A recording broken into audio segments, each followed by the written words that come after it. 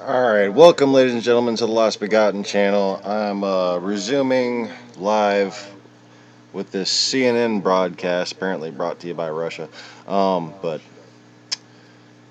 anyways, they're interviewing one of the local officials, so I just want to shut up and put that back on.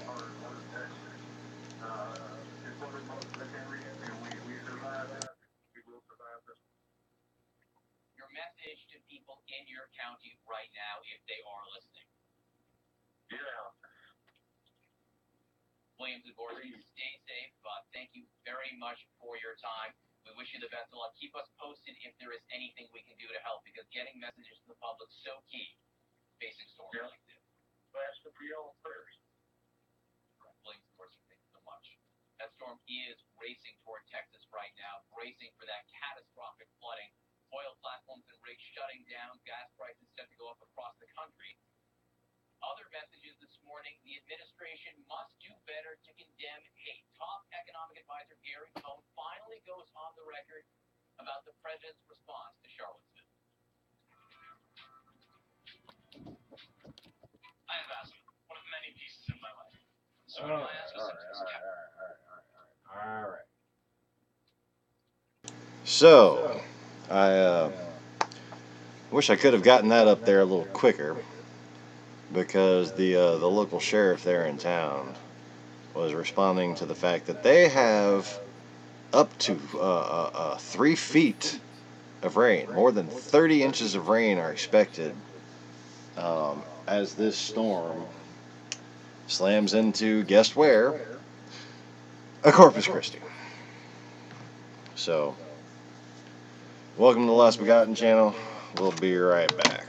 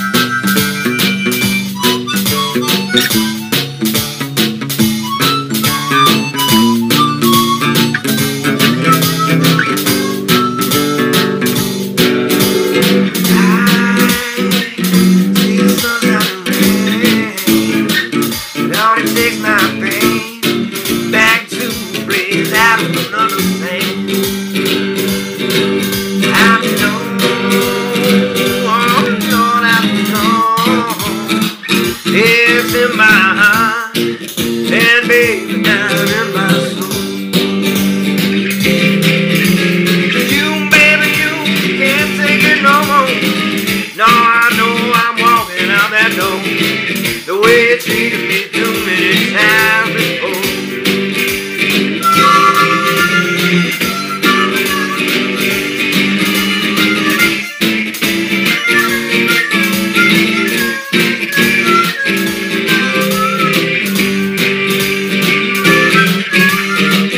Don't you know you love them, baby, too?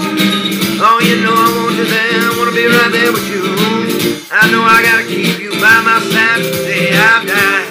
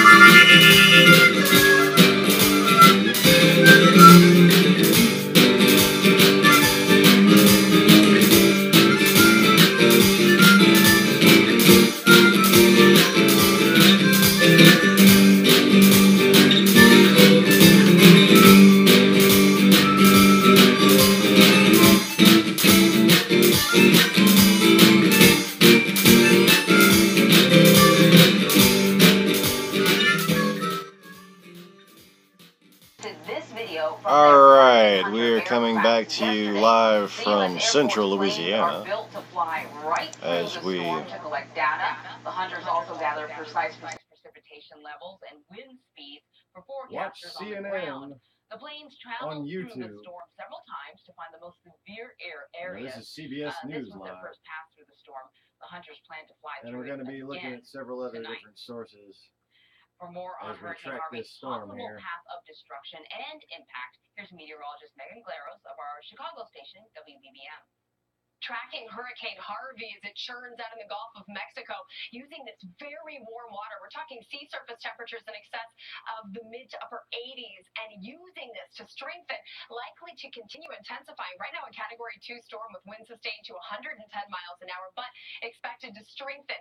Category 3 begins at 111 miles per hour. It will likely make landfall as a major hurricane, Category 3 or higher, and we're looking at that likely to happen over the course of the next 24 hours. Now, as it does so, it's going to meander around the coastline then for days. So not only will we have the issue of storm surge and of intense winds of hurricane force, but look how it just sits over a good chunk of Texas for days. And what it's going to do is feed into the moisture that the Gulf of Mexico will provide. And when you add this all up, we're talking about excessive rainfall totals, which will be anywhere from a couple of inches far to the west to as much as more than 3 feet. Now, in this white shaded area, which does look to include portions of the Houston metropolitan area, we're talking about upwards of 20 to 30 inches of rain. And again, because it will sit and continue feeding into that Gulf moisture, we're talking about excessive rain that will continue for areas like Port Lavaca, Victoria, El Campo, Freeport, and very close to Houston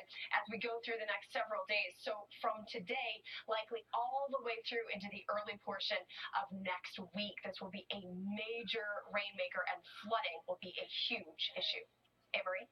Megan Glaros, thank you so much, Megan. Well, coming up after a quick break, the White House is downplaying discord between President Trump and top GOP leaders, but that isn't stopping the president from going after lawmakers on Twitter. And Denver police are investigating disturbing videos involving high school cheerleaders. One parent said that her daughter quit the team because she was too afraid to be in the same room as her coach. That story next. You're streaming CBS Net. Like the girl was screaming for them to stop. Holy crap. They were pushing her. Yeah, and then when they were done, they kind of like picked her up and tossed her to the side. I watched the video yesterday.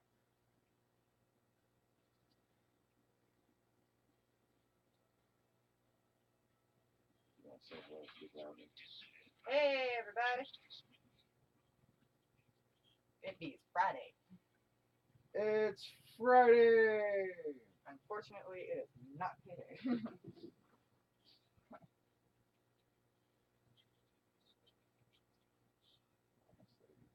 Just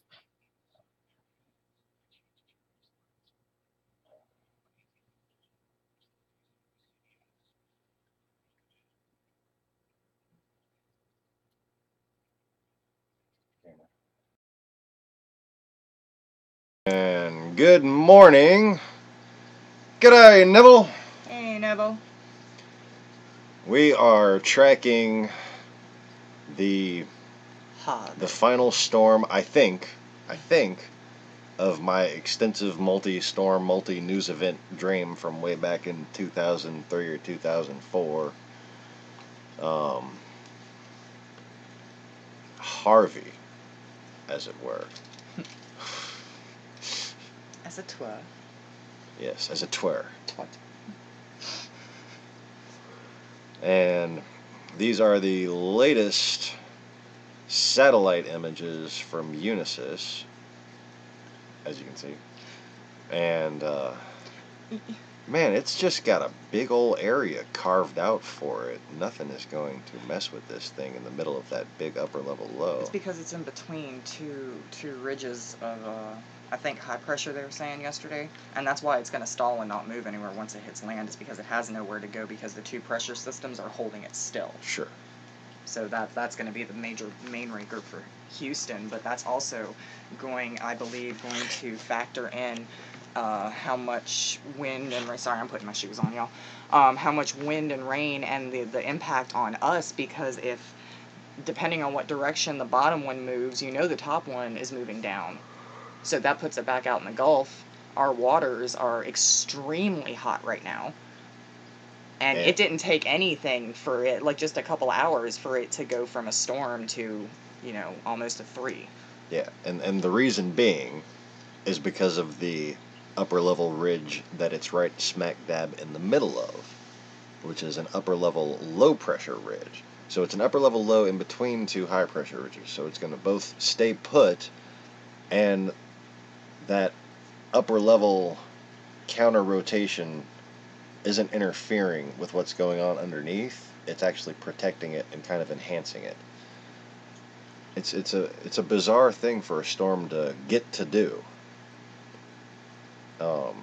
And it's developing completely undisturbed. It's something else. See, that autumn came early in the UK. It's funny you say that because the local weather stations here were talking about how unusually cool, despite like the hotness that we're feeling, it's actually unusually cool for this time of year for us. Like we're starting out in the 70s in the morning, and that's unusual. Yeah. I wonder how many people are going to get to see the broadcast today. We were joking earlier about like reaching out to Taylor Swift and like saying, could you please sponsor this channel because we're trying to save the world and nobody's listening. Anyways, like there's the pay to promote thing might have a chance against the Russian hacking. If I pay to promote the stuff, YouTube is supposed to put it up there for you. But that's like the only hope this channel has, is if like fucking somebody like Taylor Swift puts all kind of, oh, you got a notification. Neville got a notification. Awesome. Wow. Well, he's also not here in the States, We're about to have our First Amendment rights taken away from us thanks to some dumb federal judge in D.C. So,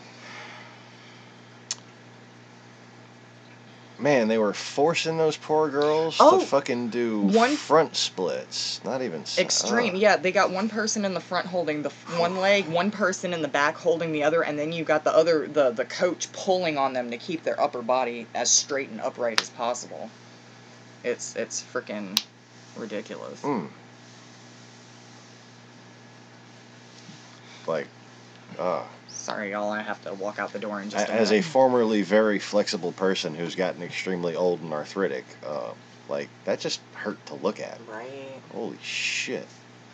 I'm still pretty fucking flexible, but God, I can't do that. That's for sure. The odd part about that, though, is I've heard, actually, there was a controversy on Facebook whether people were talking about whether that's actually normal or not, and a lot of people who used to do cheerleading, like competitive cheerleading, said that that's actually normal in some places for that to happen. It just never gets reported. Alright, so I'm going to go to the secret of Gulf Coast weather tracking. KPRC TV, Houston. Home of the, oh no, wait. They don't have it on here. Okay, what was it that we found that actually had recent weather? Holy crap. History? Apparently that isn't it. Fail! Okay, I guess it was the Weather Channel. Anyways, I'll probably wind up pulling up their website in a little while in that case. But what we had for the Weather Channel, their last upload 15 hours ago. Oh, never mind. I'm not even going to bother with that. That thing went from a tropical storm to a category like 3. Here is within that time. Florida's local station is doing a live stream. Let me get their ad skip there. Let's see how the weather is down in Florida.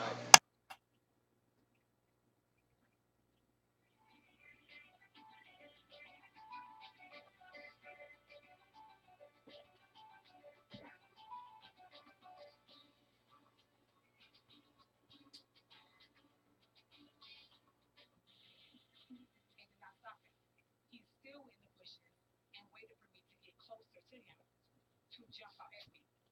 A pervert on the prowl in Lee County. A woman nearly attacked in Lehigh Acres by a man touching and exposing himself. Only NBC2's Nestor Mato spoke to the victim, who was just going about her daily routine. This is where the woman told me she was going for a jog at 10 in the morning. I mean, the sun was out when a man on a bike rode up next to her, exposed himself, then took off. She thought that meant it was over, but it didn't stop there. He kept chasing me. He kept, riding behind me. The victim is too shaken to show her face, reliving the moment. Same man she calls a pervert went after her yesterday. He had his thing out, already ready. And when he asked me about if I want some, I clearly said no. She said the guy was touching himself as he rode his bike on East 3rd Street. When he kept going, she thought it was over, but deputies say he was just beginning. He waited for me in the bushes and jumped out with his clothes down. At one point, she says he was so close, she could feel him on her neck. She said all she could think about was getting home to her family. What if he would have grabbed me? How was I going to defend myself? Before the naked man could do anything else, the victim says she jumped into a car of a stranger who was passing by, where she called 911. Was thinking he would rape me? I don't know, but it was scary. She says it took several calls before deputies picked up, and even as they pulled up, the aggressive man was still in the area. He didn't take no for it. I'm clear he was really going. Even when he seen the car, it still did not stop him. As detectives got closer, the man took off. Now her fear is for her children. My daughters have not been out since this happened. The victim says she's seen the man in the area before and doesn't know what else he could be capable of. Twisted mentally, something's really wrong with him. Canine units and aviation units searched for the man, but they could not find him. He's described as a white man, around 30 years old, with short brown hair. I'm live in Lehigh Acres. Nestor Mato, NBC.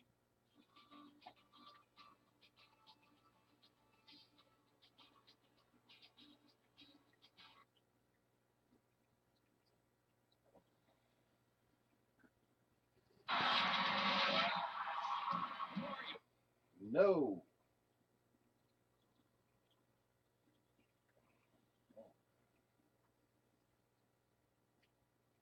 All right.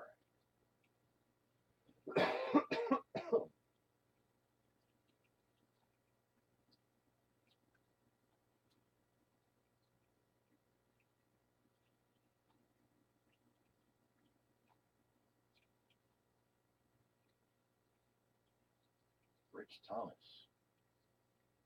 Apparently there's a guy named Rich Thomas who does weather.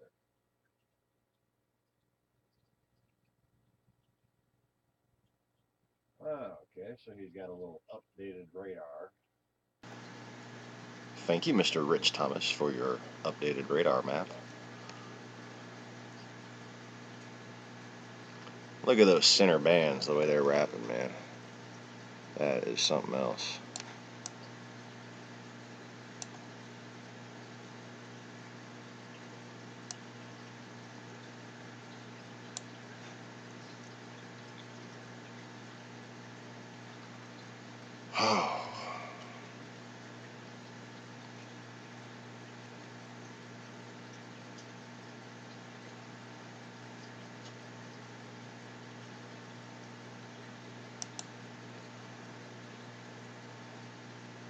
Yeah, how long ago was that recommendation? I'm interested to know.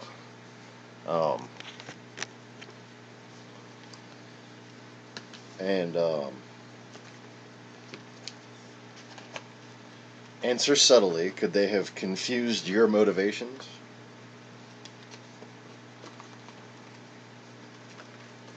Because I do cover flat Earth type stuff on here. So if you're maybe anti-flat Earth, previous to discovering this channel, which actually explains what flat Earth is all about, and that the Earth can in fact be both flat and round depending on your spiritual perspective. Anyway, so Mr. Thomas Rich's live radar is pretty cool. I might have to put that up here too. see here. If I can finagle it. Oh yes, we have finagled. We be finagling our ass off, baby. Okay. Which black rectangle is the one that's in the way? Okay, there we go. Alright. We have finagled. Make sure you set your finaglers to maximum before commencing any finagle type activities.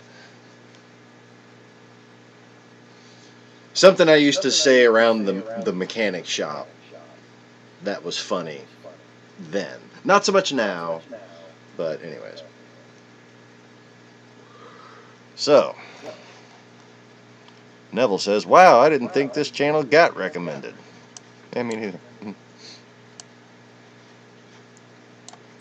neither.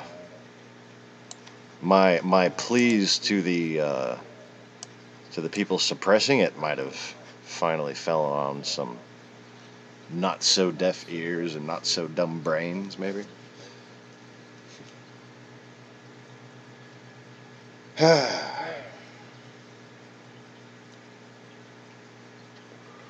So what's your space channel? Feel free to plug it. I don't care. I don't mind anybody plugging channels as long as they have, like, you know, introduced themselves and participated in the discussion, in the destruction. Yes, help participate in us while we oversee the ending of the world, basically, with chocolate chip cookies that are in the background for no reason. Oh, X chocolate chip cookies. Just gonna put those over there for now, so they don't torment me. Da, da, da, da, da, da. If Cookie Monster is watching this, I'm sure he's very depressed now. Anyways, that was an attempt at a joke. Just an attempt. Do not be alarmed. Should that have been a real joke, it would have been followed by emergency instructions on how to vacate the channel. Okay. Funky fresh footage, y'all. Check out funky fresh footage. I like that. That's cool. Feel free to do like a Man Who Summons Lightning compilation if you want something fucking crazy. I had made a small video, a quickie video, on the part of the live stream where this happened, but it was during the middle of a live stream during a storm that lightning struck the house, the power went out, and I just kind of spoke in tongues and kept the live stream going with the fucking lights off, and you could still hear me and see me with a fucking power out that happened, and I have no APC on my internet or my computers. Okay? So, in addition to all the other miracles that have happened here, that's kind of a good one. Like, that bears scrutiny. Anyways. Yeah, I mean, literally, you can tell what's happening. I'm already sitting there doing some pretty mystic shit on the screen, and then you kind of see my spirit pressure like go crazy right after it. It's not just something. It's something else. Oh, I'm sorry. There might be a little bit of echo because I have this camera on right now. Hold on. Hey, that should be better. No echo.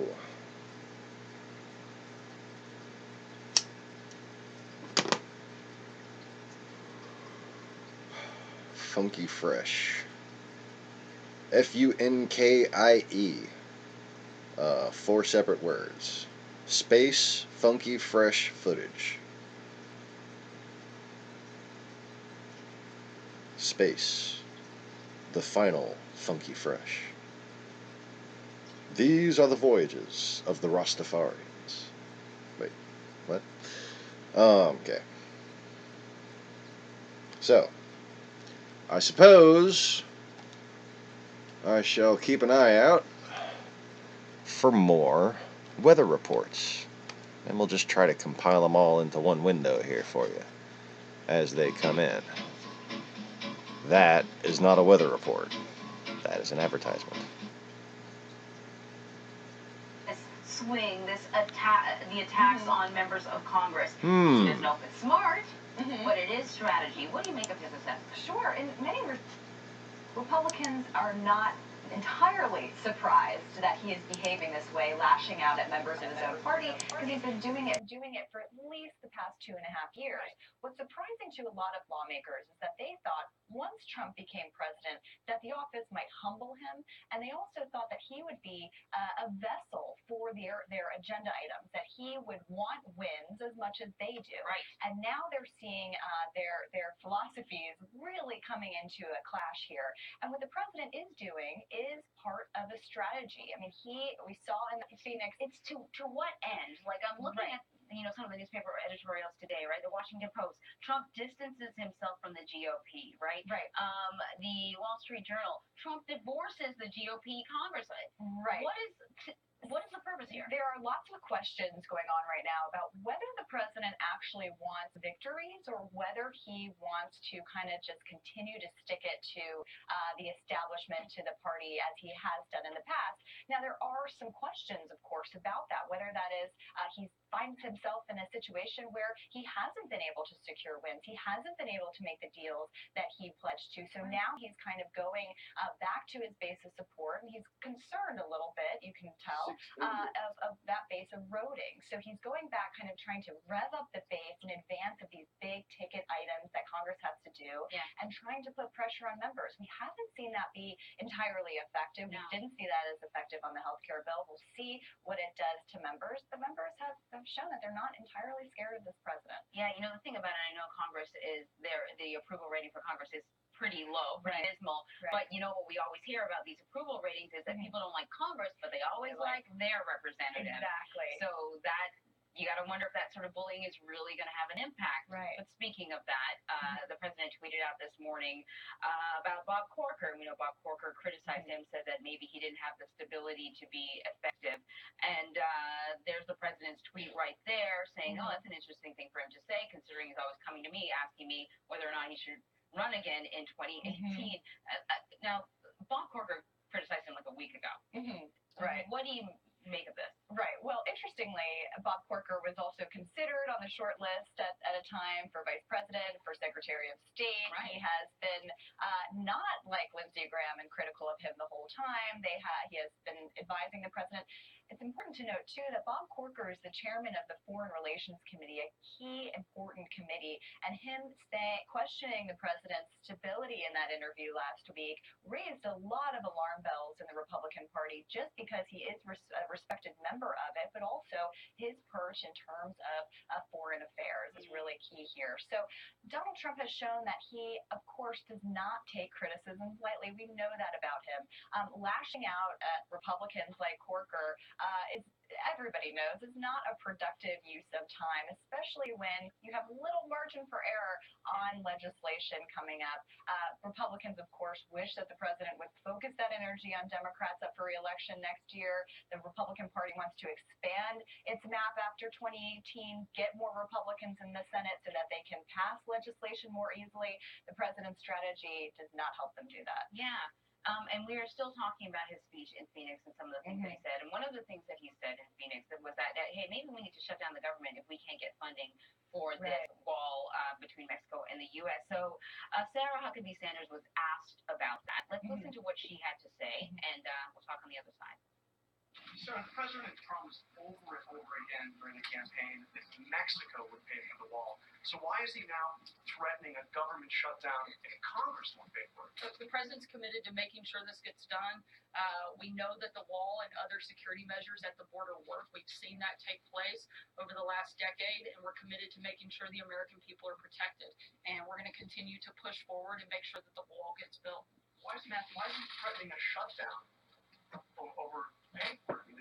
Again, he said over and over again, he talks about the campaign over and over again. He said Mexico's going to pay for the wall. He asked people, his crowds chanted back, and Mexico's going to pay for it. And now he's pushing threatening a shutdown of the government. Now, once again, the president's committed to making sure this happens, and we're going to push forward. He's not saying that Mexico is going to pay for it. He hasn't said they're not either. So my question is similar to what those other reporters were asking. Right. Can the White House keep saying that Mexico is going to pay for the wall, but if Congress doesn't find the money to pay for the wall, maybe we should just shut the government down? They seem mutually exclusive. Exactly. And you and I have listened to campaign rally after campaign rally, even up until, this year, while president promising that Mexico would pay for the wall. So certainly there are questions about that. What's interesting here is that the president is calling for a government shutdown. I covered Congress and a few years ago when they shut down the government. That was led by Republicans in Congress, not by the president. Republicans now control everything in Washington. Back then, after they shut down the government, they saw some consequences come from it, but they didn't lose any seats. In fact, they gained the Senate majority the following year. So Republicans have weighed these consequences before. However, now that they control everything, including the presidency, that's a different story about what the fallout could be.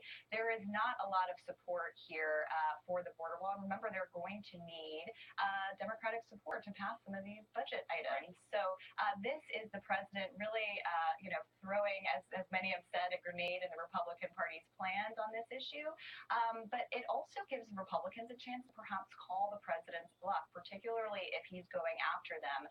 They can send him a bill without the requisite border wall funding, or not as complete as the president wants it, dare him to veto it. If he does, perhaps that kind of shows the extent to which the party and the president are at odds with one another. Do you agree with? I think it's right here.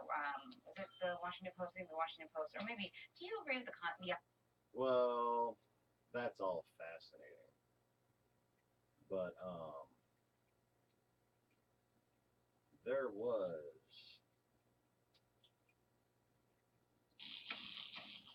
Never has there been a president, with few exceptions.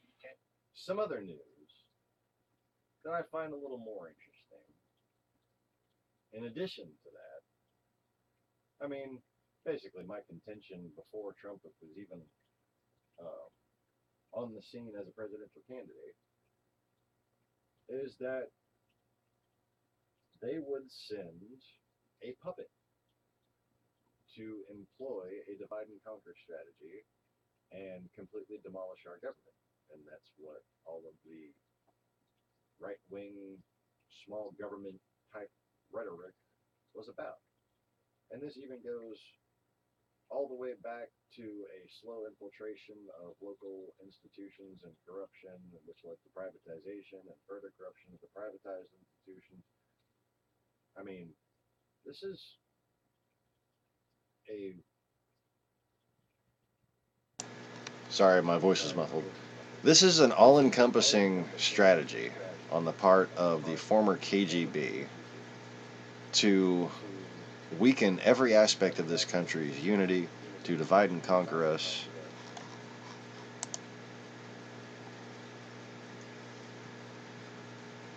And it's gone all the way back to freaking schools, hospitals, and utility companies. They would send people here just to get employed by those type of places, just to help sow corruption later. This isn't the first country that has had a wave of privatization before their destruction, including privatization of intelligence by media outlets like CNN, which the government relied way too much on right after the so-called Cold War supposedly ended.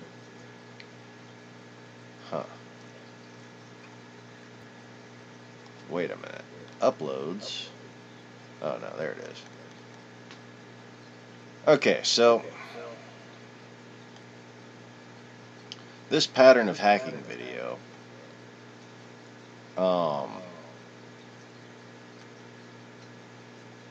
I really want to watch this one again, but first I want to go into the other night's episode.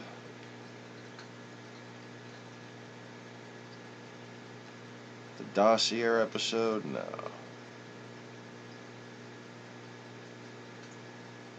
Oh, look.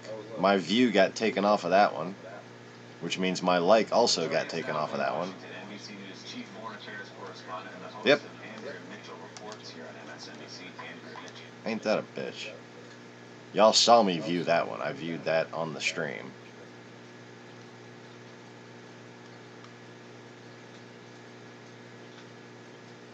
I viewed all of these. They should all be marked as viewed. With the red line going through, right? If you see that red line disappear, that means your view of that video got taken off. Go back and look through my channel and see how many videos that you've watched have been taken off.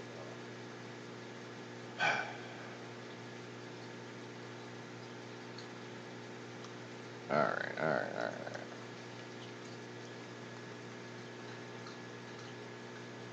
Did they ever manage to get Maddow, the persistent Russian hacking one, on here? No, it doesn't look like it. That one that got taken down on all the other sources doesn't seem to be there.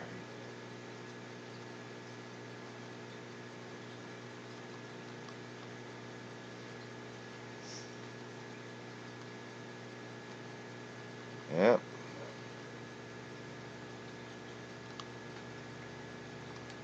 What's this? Yeah, we come on this program, we just keep saying, like, I can't believe he didn't do it. He did that again. What he did in that speech last night to the media was despicable. We might be Morning, Max. but to say that the media is un-American, to say that they Long time no see, eh? American heritage and that they're trying to take it away, and saying that to a bunch of people who are angry about the direction of the country. Wait, hold on. Sorry. To it. But to say that the media is un-American, to say that they don't like the American heritage and that they're trying to take it away, and saying that to a bunch of people who are angry about the direction of the country, he's playing with fire. And when someone gets hurt because of the words that he says and the provocations that he makes, that's on him. The blood is if something happens to a reporter, the blood is completely on Donald Trump's hands. He's trying to whip his followers into a fury. And you're exactly right. We should never grow numb to that fact. Heidi, thanks for checking out MSNBC. Okay, so I watched that video and, like, you know, that was definitely watched on here. And the view got taken off of MSNBC. They're stealing from MSNBC. Okay. So.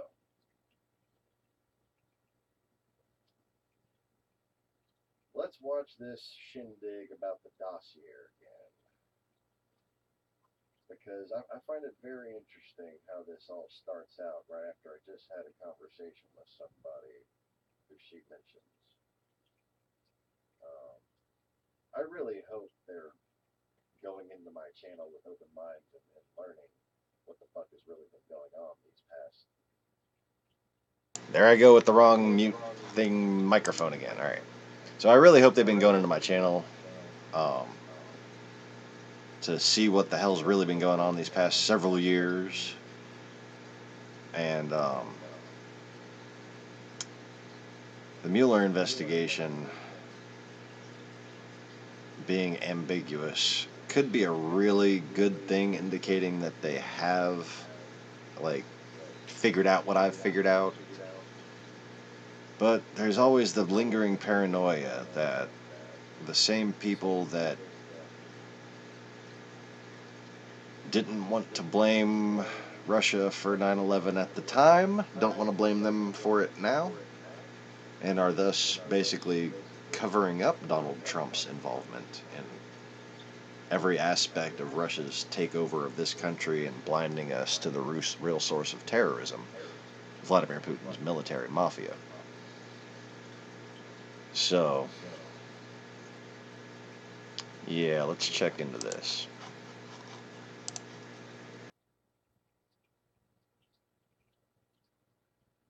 Rick Wilson is a Republican political operative. You've probably seen him here on MSNBC. He's appeared on lots of different shows. Part of the reason he is such a popular guest is that he is not only very connected in Republican politics and knows a lot about what's going on inside the party, he's also got a really good sense of humor, which makes him great on TV. And he's one of that endangered species of modern Republicans that is not afraid to be very vocally critical of President Trump. And for Rick Wilson, that has been true all along. He was a Marco Rubio supporter in the Republican presidential primary last year. But unlike a lot of other professional Republicans, including Senator Rubio himself, Rick Wilson didn't decide to eat his criticism of Donald Trump once Trump won the nomination and ultimately the election. He has stuck with his critique. He's the unusual high-profile Republican who started off as a no to Trump guy, and he remains a no to Trump guy. And he's not the only one. There are some. He has a spine. But not many. Back during the election last year, last July, which was right after we started getting the first reporting about how Russia appeared to be involved in the hacking attacks on the Democratic Party's email servers. Last July, Rick Wilson got a call from a reporter about something very strange and honestly very worrying that was starting to circulate about Donald Trump.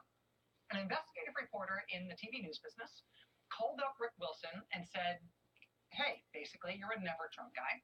Have you heard anything about this private intel operation that has turned up supposedly a whole sheaf of allegations about Trump being connected to Russia?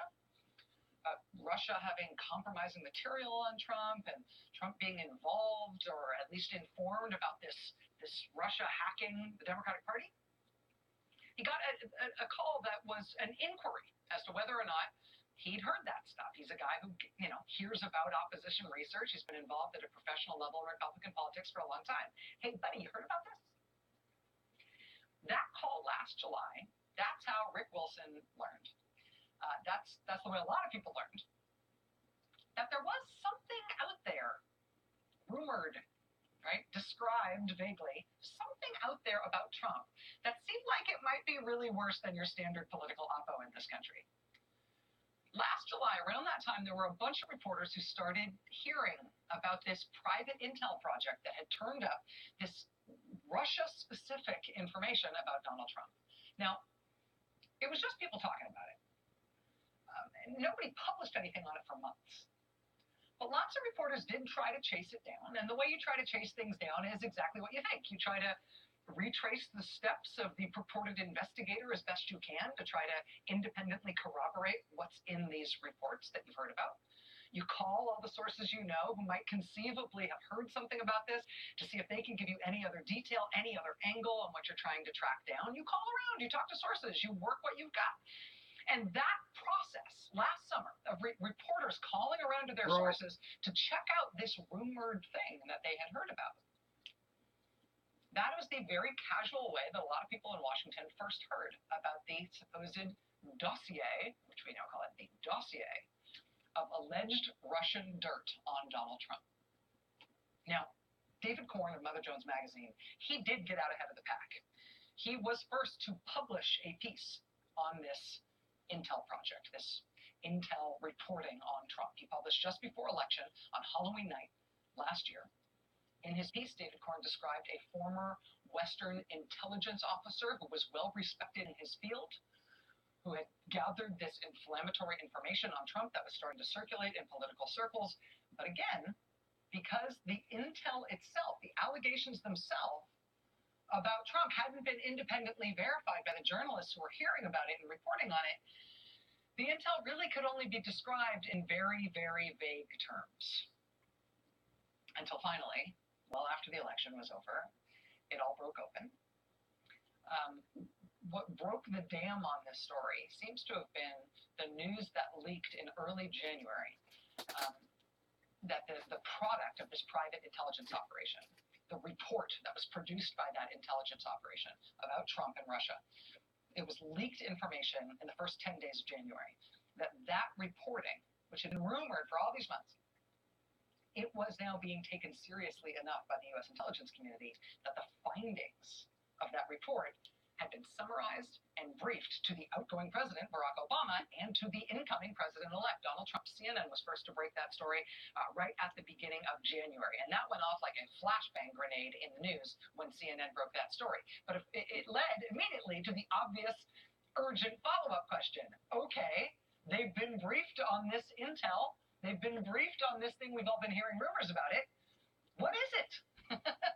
What does this intel actually actually say? What is this inflammatory, explosive information that has now been briefed to the president and the president-elect? What is it? Oh. And that's where BuzzFeed came in to blow the whole thing open. On January 10th, less than 2 weeks before the inauguration, BuzzFeed went ahead and they uploaded the report. Northeast, dead towards Corpus Christi. Turns out David Corn was right. It was from a respected former Western intelligence operative, a former MI6 agent from Britain. And Kind of like I've been saying it would for years. And rumored for months. The claims in this intelligence product, in this report, they were in fact lurid. Even if you only got through the first couple of pages and then put it down and reacquainted yourself with the other side of your stomach, even if you didn't make it all the way through all 35 pages, right up front, it was very blunt. And the thing that got the most attention initially was a description of alleged salacious personal behavior by the president-elect that Russia had supposed documentary evidence of, the implication being that Russia could use that tape of his behavior to blackmail him. And that's the thing that resonated most loudly at first, for obvious reasons. But if you could get past that alleged X-rated stuff, what was also made clear in that dossier was that Russia didn't necessarily need to blackmail him, whether or not they had to. What was in the dossier was a spelled out, detailed allegation that there was a mutual operation underway here, that there was collaboration and coordination. And yes, that video that I just talked about, the dossier just the other day, is the link that I sent to old boy. Between the Trump campaign and the Russians. Yes, during the election, as the Russians tried to hurt Hillary Clinton and her chances in the election. But that was the product of a long-standing, years-long relationship between the Russians and Donald Trump. Quoting from the dossier, quote, "The Russian authorities have been cultivating and supporting U.S. Republican presidential candidate Donald Trump for at least 5 years. Quote, Trump and his inner circle have accepted a regular flow of intelligence from the Kremlin, including on his Democratic and other political rivals." Yep. Quote, "In terms of specifics, the Kremlin has been feeding Trump and his team valuable intelligence on his opponents, including Democratic presidential candidate Hillary Clinton." Now, I mentioned just a moment ago that people in political circles and journalistic circles first started hearing rumors about the existence of this intel right after we learned that Russian hackers had been involved in breaking into the DNC and stealing those Democratic Party documents back in June. Well, there's a lot of detail in the dossier on that part of the Russian attack specifically. Quote, "The Russian regime was behind the recent leak of embarrassing email messages emanating from the Democratic National Committee to the WikiLeaks platform.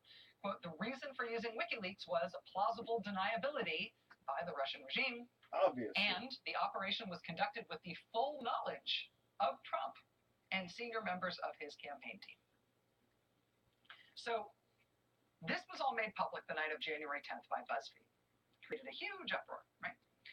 They told him who to terrorize and target. The New York Times contacted Republican operative Rick Wilson as part of their reporting on the impact of this dossier now that it had been made public. They're reporting on also the backstory as to when people first started hearing about this information, how long it had been circulating, how it ended up coming into the public domain. Even though Rick Wilson had first heard about the existence of this intel months earlier, last summer, seeing it all come out in black and white in January, according to him, was a different thing altogether. He told the Times in January, quote, "It is a remarkable moment in U.S. history. What world did I wake up in?" That's always stuck with me since that first came out. What world is this? No, that was January. Now, Post-apocalyptic? Trump's president. He's facing multiple investigations into his Russia ties. Multiple committees in both houses of Congress are investigating his Russia ties. Former FBI Director Robert Mueller is leading a special counsel inquiry into his Russia ties. The Russia issue is not just an area of focus for this presidency and for this president. Hold on right quick. 7 months down the road, Trump's existence of this intel months earlier, last summer. Seeing it all come out in black and white in January, according to him, was a different thing altogether. He told the Times in January, quote, "It is a remarkable moment in U.S. history. What world did I wake up in?" That's always stuck with me since that first came out. What world is this? Now, that was January. It is now 7 months down the road. Trump's president. He's facing multiple investigations into his Russia Not the president. ties. Multiple committees in both houses of Congress are investigating his Russia ties. Former FBI Director Robert Mueller is leading a special counsel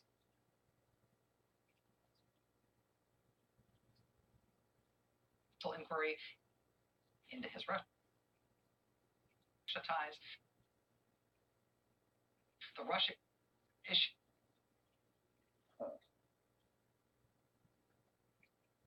I'm just getting a look at these guys, that's all. It was not just an area of focus for this presidency and for this president. It appears to be increasingly an object of fixation for this president, probably for good reason, given the seriousness of the investigations that he's facing. Jonathan Martin at the New York Times last night tweeted that a Republican senator had just called him to tell him that Trump is, quote, consumed with Russia. An unnamed senior Republican aide told Politico tonight, quote, it seems Trump is just always focused on Russia. That quote comes as part of new reporting tonight from Josh Dawsey and Elena Shore at Politico that Trump in recent weeks has been calling Republican senators and berating them. That's the word Politico uses, berating them on issues related to Russia. Politico tonight describing Trump calling Republican Senator Bob Corker to yell at him and complain to him about a Russia sanctions bill that Corker had sponsored and supported. Politico also describes the president dialing up Senator Tom Tillis from North Carolina, calling him on August 7th to complain to Tom Tillis about a bill he was working on that was designed to prevent Trump from firing the special counsel, Robert Mueller, who is looking into the Russia matter. And it's kind of interesting. There's two different levels to look at this, right? All this reporting about the president, calling senators about Russia, not being able to let go of Russia, talking about Russia all the time. It's all evidence that the president is sort of centrally focused on Russia at the moment. But if you step back from it for a second, it's also evidence that lots of Republican sources are willing to tell reporters about that now. Republican sources, congressional aides, senior Republican congressional aides, maybe even Republican senators themselves are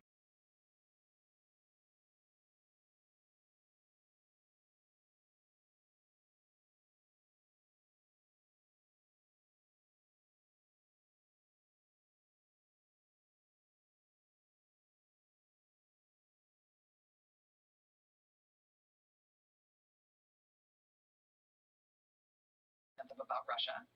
When it comes to Senate Majority Leader Mitch McConnell, according to these Republican sources in the Times, Trump called McConnell on August 9th to berate him and swear at him and scream at him about Mitch McConnell not protecting the president from the Russia investigations that are being conducted under McConnell's purview in the Senate. The president, of course, is already reportedly facing an obstruction of justice inquiry from Robert Mueller due to him firing the FBI director, James Comey, after Comey reportedly rejected the president's pressure on him to stop the FBI investigation into the Russia matter. So what's another obstruction of justice inquiry on top of that? 2 scoops. So all of this is proceeding, right? All of the investigations are ongoing. Republican sources are getting increasingly aggressive against the president, specifically on the Russia issue. And now today, it comes full circle. Because today, more than a year after those rumors started circulating about some weird intel sheaf of private stuff that's been disclosed about, after those rumors started circulating, more than a year from that, 7 months down the road from when we first laid eyes on this crazy private intelligence effort, right, that produced this almost unbelievable sheaf of reports about Trump and Russia. 7 months down the road from when we first saw the dossier, we're back to the dossier in a way that may be a big problem for the White House if the dossier is at all real. Yesterday, we reported that the firm that hired Christopher Steele, that ex-MI6 agent who got all that intelligence, who did the dossier, the head of the American firm who hired him to do it, Fusion GPS, was interviewed yesterday by the staff of the Senate Judiciary Committee for 10 solid hours. We can also confirm tonight that Glenn Simpson, the head of Fusion GPS, did hand over 40,000 pages of documents to the committee as well. That was first reported by Fox News last night. We can confirm it tonight. But even if you put aside 40,000 pages of documents, think about his 10-hour-long interview. We know what it was about. I mean, the only reason the head of Fusion GPS was talking to the Senate Judiciary Committee for 5 minutes, let alone 10 hours, was because of that firm's role in commissioning the Trump-Russia dossier. When the head of the firm, Glenn Simpson, came out of his interview, his lawyer made a statement making clear that the dossier was the subject of the interview. And even though everybody's now grown accustomed to habitually describing the dossier as uncorroborated and unverified, that's not the way that Fusion GPS views it.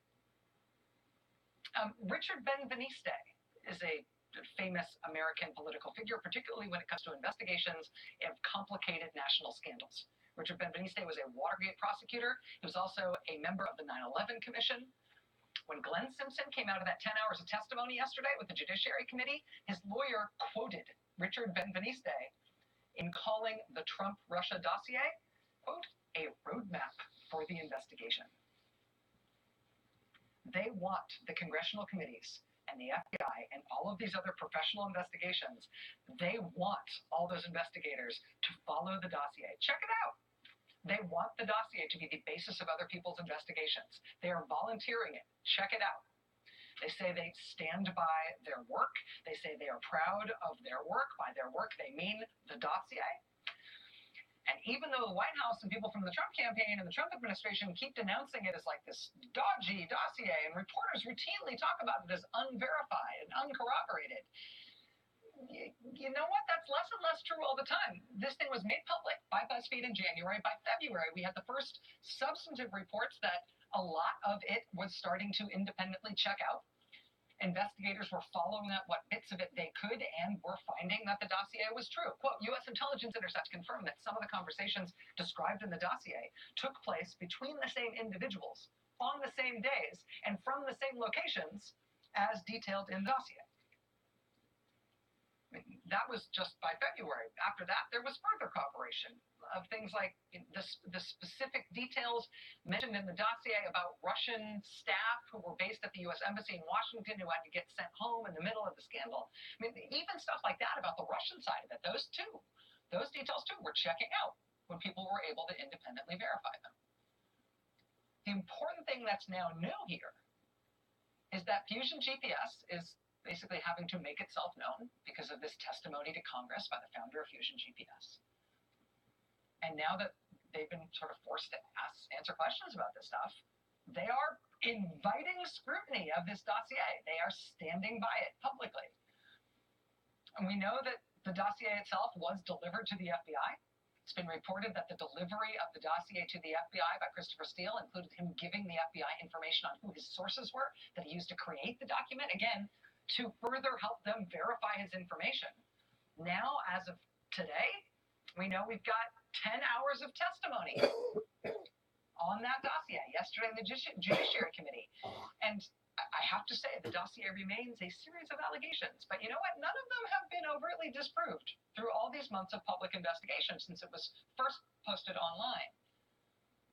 And that brings us tonight to Mount Ayr, Iowa. Mount A-Y-R. It's a small town, about 1,700 people, south central Iowa. It's a really out-of-the-way place. It's a part of Iowa I have never been to, so I looked it up on Google Earth today.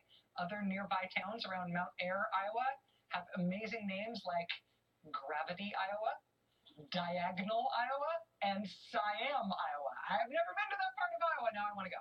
I especially want to go after seeing this footage tonight from Senator Chuck Grassley's town hall in Mount Ayr. The second thing I'd like to talk on is Senate Judiciary Committee staff members met for 10 hours. I would like to know what they discovered in that meeting, and I would like the transcript released before you do that. The answer is, I take a vote of the committee to do it, but I presume that they will be used. But if you heard from the lawyer for Simpson. Okay, so that part was great, but we saw that already. So let's move on to the one from last night.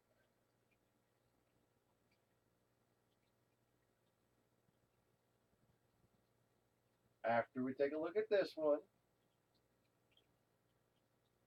I'm joined now by NBC's Jacob Rascone, who's been spending some time talking to folks along the border, as well as Hipólito Acosta, no stranger to the border himself, a former Border Patrol agent and former senior executive with the Department of Homeland Security. Lots to talk about. And Jacob, you've been spending some time down along the border there. Yeah, and as the White House and Congress debate whether or not the wall is going to happen, the people who live there, this is their lives. Some of them are getting visits, some of them are getting letters, some are excited, some are very scared. Along the U.S.-Mexico border just outside Roma, Texas, some ranches have been around since before either country existed. These properties were given out by the King of Spain, the way I understand it, back in 1738. I'm seventh generation here, remember? It's been in our family for better than 200 years. Border Patrol agents are never far from Ruperto Escobar's backyard. But he says neither are human traffickers and drug smugglers. I lost my only son to the drug trafficking business. I have a daughter that got hooked on drugs. We might not stop everything that comes across with that wall, but if we can stop part of it, a good portion of it, let's do it. Hola, es Lisette. 20 miles away, Lisette de la Cruz, whose family also owns property along the border, collects signatures for a petition against the border wall. What people are hearing, do they know, do they understand? And I want us to come together and to help fight for our homes, for our livelihood. Most of Texas is privately owned, and for many landowners, property rights trump even President Trump's wall. There's nothing compelling or attractive about it for a rural landowner. David Yeats represents the 10,000-member Texas Wildlife Association, which opposes the wall on private property. Out in these vast rural expanses, it's impractical. It interrupts access to water. You have to look at it. In recent months, the Department of Justice has contacted many Texans who own borderland, detailing where the government plans to build the wall, how much of their property they plan to take, and at what price. You really can't say no. You can just argue how much it's worth. As much as it pains me to admit that, if the federal government wants private land for public use, they will take it. Attorneys like Efren Olivares represent scores of families fighting for what the Constitution calls just compensation for their land. Jaime Resendez's backyard overlooks the Rio Grande. He had just started building his new house when he got his letter. They want to build the wall. Yeah, they don't want it. They offer me $400 for the house that Back at the Escobar Ranch, Roberto has been told this is where the border wall will likely be built on his land. No problem, he says, on one condition. I want to be considered for very fair compensation, including historical value, sentimental value, all those kinds of things in the compensation. And then I need a gate to be able to get to my pump over there. I'm a patriot, but I want to be treated fairly as well by my own country. Even among its supporters on the front lines, the border wall has a high price. So it's not black and white for a lot of people who live down there. It's very nuanced. They may have voted for Trump. They may even support a wall, but they don't want the government to come in and take it. And we're not talking about eminent domain yet. They're just negotiating for land. And one more thing, I met somebody who was just paid for the border fence from 7 years ago. So he just got paid, so there's words about when am I going to get paid anyway? Yeah. Hey there, I'm Chris Hayes from MSNBC. Thanks for watching MSNBC on YouTube. If you want to keep up to date. Well, isn't that something? Huh. You want to talk about insulated, aloof, and out of touch? Go no further than the fucking Republican Party behind Donald Trump.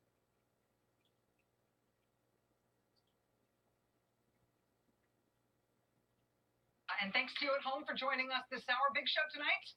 There's a lot going on. We are keeping an eye out tonight on whether the president might make an extraordinary and early use of the pardon power to pardon convicted former Arizona Sheriff Joe Arpaio tonight.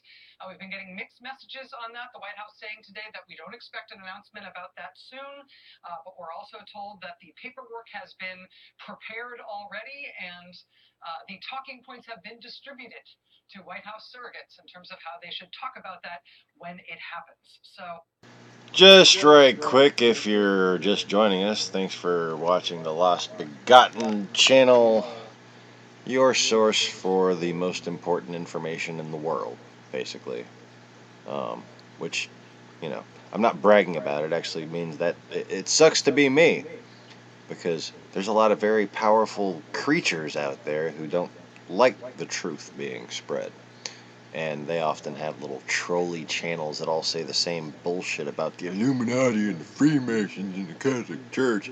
And they've never, ever, ever told you about Russia, did they? They never told you about Russia. And they make channels like, my videos keep getting deleted by YouTube. And then you look on their fucking channel and they got hundreds of thousands of views on the videos. And it's all bullshit. Okay? Welcome to the channel that isn't bullshit. Today we're doing weather, in addition to the normal news. And every half an hour or hour I will update the images at the top of your screen. They show the last 12 hours of the storm's loop. And man, it does really look like it's slowing down now that it's gotten, I would say, beyond Category 3 in those past couple of frames. You can tell by the speed of the rotation. Looking at some radar earlier, and I would place money on it already being past Category 3 strength right now. So we're going to check into that in a little more detail after a while. But right now we're reviewing what has been going on with the Shillaverse and the fuckery. The White House doesn't always speak officially for the president in terms of when he's going to do something and what. So we've got eyes on that tonight. That would obviously be a major national controversy if the president decides to do that. We've also got news tonight about a corruption scandal having to do with the new administration that may be getting pursued now by an unlikely investigator. This is a very interesting story. We've got that coming up exclusively tonight. We've got that just in a couple minutes. We also got a couple of a pair of national security stories tonight, one of which may raise your spirits in a way, and one which probably will flip your stomach over several times. So there's a lot going on. But I want to start with something different. Before we get to that news tonight, I want to start with something a little off the path. Something that, as far as I can tell, is basically an open question.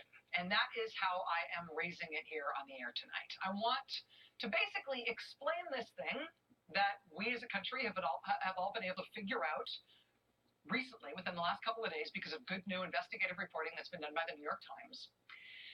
And the reason I want to talk about this part of it here is basically to plant a flag on this point, to clarify this thing that we've just learned, basically to raise a flag as to whether the open question, I think, that is now raised can be answered. So I admit this is a little bit weird, but bear with me. I think it is worth it. All right. Here's the story. Go on. A few years ago, a very wealthy Russian lawmaker, a billionaire who was a Russian lawmaker, he fled his country. He left Russia and he came to the United States because he said he feared for his life. He said a close ally of Russian President Vladimir Putin, a Russian oligarch very close to Putin, had confiscated billions of dollars from him. And when he sued that oligarch to get back his billions of dollars, the backlash was swift and scary. He says he was stripped of his immunity as a member of parliament. He was then charged with fraud, what he says were trumped-up fraud charges. He says he was then quickly put on Russia's most wanted list. He said he was fearing for his life when he fled to the United States.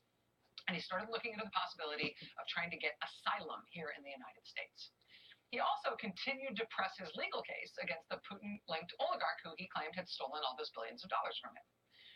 And you know, if you've got enough juice and enough connections to steal billions of dollars from someone in Russia, naturally you don't take kindly to somebody pursuing you in court for that. So the Putin-connected oligarch who's accused of stealing billions of dollars from this Russian lawmaker, the oligarch got to work doing everything he could to mess with this guy who he'd supposedly stolen all this money from, to mess with this fugitive Russian lawmaker who was pressing this legal case against him. including he mounted a campaign, a multifaceted campaign, to try to block that fugitive lawmaker guy from getting asylum in the United States. And in order to accomplish that objective, he hired a very special kind of DC operative. He hired a naturalized U.S. citizen, originally from Russia, a guy with, we now know, extensive ties to Russian intelligence. And he was well known for being an effective pro-Putin, pro-Kremlin fixer and lobbyist in Washington, D.C. That Russian-born D.C. fixer was hired to run basically a smear campaign against the Russian lawmaker who fled to the United States. This fixer guy got hired to do the work. He did the work. When it came time to get paid for the work, the fixer guy later admitted to court that the way he got paid for this job was that he was handed bags of $100 bills, $70,000 or $80,000 at a time, in a bag. Nice work if you can get it. Now, around the same time, the fugitive Russian lawmaker is both trying to get asylum in the United States. He's trying to defend himself from this cash money smear campaign that's being paid for by the guy who he says stole all his money back in Russia. And he's still pursuing his legal case against that guy to try to get all his money back. And around the time that this smear campaign was starting up against him, led by this Russian-born DC fixer guy, his lawyers, who were working on his original case against the oligarch guy, their computers got hacked. The lawyers were based in London. They were sent suspicious emails that contained spyware, malware. It was meant to infiltrate their computers. Luckily, the infection emails looked suspicious enough to the lawyers that they called in help and they took steps to protect themselves. They tried first to find out who had come after them in that way. They wanted to find out who had tried to infect their email and access their servers to steal documents. So they hired forensic experts who came in and did something I didn't really realize you could do, but apparently you can. The forensic experts they hired basically activated the malware that had been sent to these lawyers, but then they fed traceable documents into the spyware. It would be like if you were able to put a GPS tracker on your stolen car, so you could follow your stolen car to the chop shop where they were going to cut it up for parts, right? Then you could not just bust the thieves who stole your car, you could bust the whole car thieving operation. So they put these traceable documents on the lawyers' computers, then they traced them as the malware in the lawyers' computers stole the documents. And when those traceable documents were opened up, the forensic experts could see where they were. And wouldn't you know it, where those documents got opened was on computers at the company of the Putin-connected oligarch who these lawyers were pursuing in court and who was funding that smear campaign against their client back in the United States. So that was 2011. Interesting case. Then it happened again. A couple of years later, that Russian-born, Kremlin-friendly DC fixer with ties to Russian intelligence, the guy who ran the smear campaign for the Russian oligarch that apparently included this sophisticated hacking and stealing operation on the guy's lawyers' computers, that same fixer guy in DC turned up working for another Russian oligarch close to Vladimir Putin. This was in 2013. This new oligarch connected to Putin, he owned a mining company that was headquartered in Europe. And he hired the Russian-born DC fixer guy to go after a rival company in his industry. He hired the fixer guy to go after a mining company called IMR, which is headquartered in Switzerland. And sure enough, they got hacked too, badly. This time it worked. The company's internal documents got hacked. They got stolen off the company's servers, and then they turned up leaked far and wide to try to cause maximum damage to IMR. Now, IMR did fight back. They sued the company of this Putin-connected Russian oligarch who they were up against in this business dispute. They sued his company, and they also sued the Russian-born DC fixer guy who the oligarch had hired to manage his dispute with IMR. They sued them. They sued them for computer espionage. An investigator working for the Swiss mining company for IMR testified in court that he followed the DC fixer guy to a coffee shop in London while he was investigating this computer espionage. He says he saw the DC fixer guy sit down with a person who appeared to be his client in this matter involving IMR. The investigator testified that he actually heard the fixer guy in that coffee shop explain to his client that his team had successfully hacked into the computers at IMR, The investigator testified that he then saw the DC fixer guy hand over a thumb drive at the coffee shop that he said, a thumb drive he said that contained the documents that had been stolen from IMR. The documents that ended up getting leaked all over the place to try to hurt IMR's business standing in this dispute with the Russian oligarch who had hired the fixer. Okay, so both of those hacking cases had been previously reported. They were interesting, like, business crime stories, right? But this week, the New York Times figured out that there's a crucial link between both of those hacking stories. That fixer guy, this DC fixer, this Soviet-born DC fixer with extensive Russian intelligence ties. In both of these instances, he was the guy hired by Putin-connected oligarchs for both of these campaigns. And in both of these campaigns, opponents of the oligarchs who were paying him found themselves subjected to sophisticated hacking attacks designed to break into their computers, steal documents off their computer servers, and then use those documents against them in these disputes. The fixer guy in DC is in the middle of both of those cases. And the MO looks very much the same in both of those cases. And his name is Rinat Akhmetshin. And if that name is familiar, it's because we now know that he was one of the people who went to that now famous meeting at Trump Tower last June with Donald Trump Jr. and Jared Kushner and the Trump campaign chair, Paul Manafort. And a Kremlin-connected lawyer who had been sold to the Trump campaign as someone who could deliver damaging information from the Russian government about Hillary Clinton. Now, what was Rinat Akhmetshin doing at that meeting? Rinat Akhmetshin's explanation for what he was doing at that meeting, all these weeks later, is still funny. He maintains that he just happened to be having lunch that day with the Kremlin-connected lawyer, and she spontaneously, like almost as a lark, invited him to come along, and so he went, having no idea where he was going or why. He doesn't even live in New York. But miraculously, there he was, having a BLT or whatever, minding his own business, when whoops, he ends up invited into a meeting starting right then inside the executive suite at Trump Tower with the president's son and the president's son-in-law and the guy who's running the Trump for President campaign. Hey, Rinat, why don't you come along? More the merrier, it'll be fun. Have you met these guys? So no, we don't have any idea what he was really doing there, but we do know more now about his particular expertise, what he appears to be good at, what kind of services he has been able to offer the people who he has worked for over the years. I mean, there's no reason to think that Rinat Akhmetshin is the actual hacker. He's not the Cheeto-eating drone at a computer terminal in St. Petersburg who's figuring out the code, right, for the malware.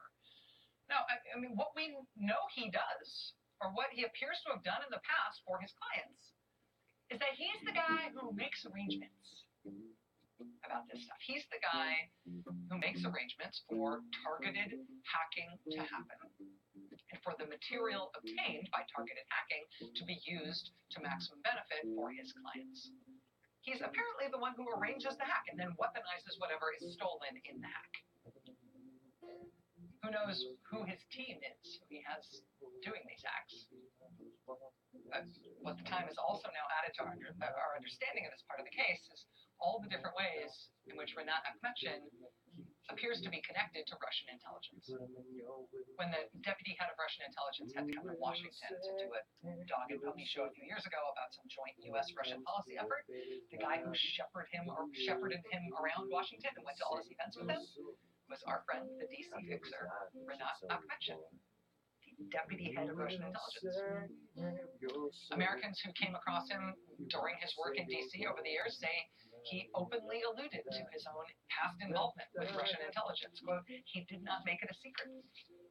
Over the years, he told journalists quite openly that he had worked with Russian military counterintelligence. A member of the National Security Council under George W. Bush says he came across Rinat Akhmetshin frequently in Washington, D.C. He tells the Times, quote, he would boast about his ties and experience in Soviet intelligence and counterintelligence. And, of course, there's the fact that he ran operation after operation for oligarchs close to Vladimir Putin, who hired him to manage their business and financial disputes with people who soon found themselves subject to hacking attacks designed to infiltrate their computers and steal their stuff. So their stuff could be used against them in those disputes. Does this sound familiar? So that guy turns up at that Trump Tower meeting, just passing by. But that meeting on June 9th of last year, there's a couple of things that are very interesting about it. Number one, and I don't know how to explain this at all, but that meeting ended up being very closely held. There were a lot of people in that meeting. There were a lot of Russians in that meeting, and there was a Trump, a Kushner, and a Manafort in that meeting too. It was a big meeting involving a lot of people, but it was quite closely held. Not many people knew about it for a long time. We have reason to believe that Special Counsel Robert Mueller and his team of investigators, they don't appear to have figured out about that meeting on their own. All indications are that Robert Mueller's team only started looking into that Trump Tower meeting and what happened there after it was reported in the New York Times. How come they didn't know that? Also, former MI6 agent Christopher Steele, with everything he figured out for the Trump-Russia dossier that's now back in the center of the scandal, in his reporting, his dossier that he created for Fusion GPS, he never mentioned the Trump Tower meeting. It's not in the dossier. He figured out a lot of other stuff. We also now know, so that's interesting, that it seems to have stayed under the radar for so long, which is unusual given the number of people in that meeting and who they were. But we also now know that by the time that meeting happened on June 9th, the DNC, the Democratic Party, and the Clinton campaign had already been hacked by Russian hackers. And so now, if you put the timeline back together with what we know now, you can now see that once the Democrats had their servers hacked and all their documents stolen, that's when the senior leadership of the Trump campaign took this meeting with a guy who has extensive known experience in exactly that kind of hacking. This guy who has years of experiencing arranging the stealing of and weaponizing of hacked information for Russian political purposes. The day after the Trump Tower meeting, the weekend of June 10th and 11th, that's when the DNC and their IT consultants finally kicked out the Russian hackers that had been rooting around in their system for months. We still don't know exactly why they did it at that specific moment, except we know that at the time they were preparing to go public with what had happened to them. And indeed, the following week, it went public. That's when we all learned for the first time that the Russians had hacked the DNC's servers. We learned that the following week when the Washington Post reported on it. The day after that story broke, the Russians started leaking some of what they had hacked out of the DNC through Gooseper 2.0 and then DC leaks. And then the full weaponization of that hacked information started the following month, in July, with the WikiLeaks dump, timed perfectly and expertly to coincide with the start of the Democratic National Convention. Now we know that about who was in that meeting, and now we know what we know about that time. So here's my question. Now that we know more about who was in the room with the Trump campaign, in that interim period between when the Democratic Party was hacked and when the Russians started turning the product of that hack back at the U.S. election and the U.S. media to help Trump and hurt Clinton, now that we know that a Russia-born DC fixer who apparently specialized in that kind of work was meeting with the upper echelons of the Trump campaign right then, how can we tell if there's a connection? Is there a connection between this operative being at that Trump Tower meeting, that specific expertise under his belt? Is there a connection between that and the Russian attack on the DNC and the Clinton campaign, and how the documents hacked out of the Clinton campaign and the DNC got repurposed into the campaign to hurt Hillary Clinton? Does Renat Akhmetshin's proximity to these previous hacking cases map technically with what happened at the DNC last year in terms of timing, in terms of tactics, in terms of just the way that operation ran? The same fingerprints on all three? We're pretty sure that he's associated with the first two, and we know about the third one, and it really looks the same. Are the fingerprints the same on all three?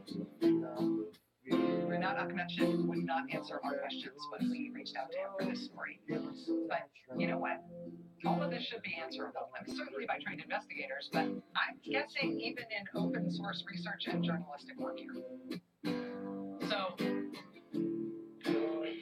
there's a whole bunch of news to get to tonight. We're going to get to it now, but just stick a pin in this story, in that meeting, in that time frame, and specifically into that guy who's going to be the first to figure this part out. Hey there, I'm Chris Hayes from MSNBC. Thanks for watching MSNBC on YouTube. If you want to keep up to date with the videos we're putting out, you can click subscribe just below me. From this list to see lots of other great videos.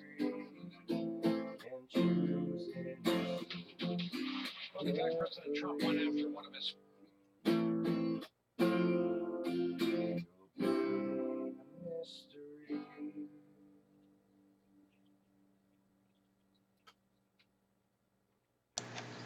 Anyways, oh look, the upper head. So, did y'all hear the music? I was trying to like just, I was bored, so I was playing background music for Rachel Maddow. Rachel, if you're watching, I wasn't intentionally trying to serenade you. Calm down. And just a joke. Just a joke. Another attempt at a joke. What the? Hold on. There's a milk lid by me. That means probably somewhere there's milk without a lid on it. No. Okay.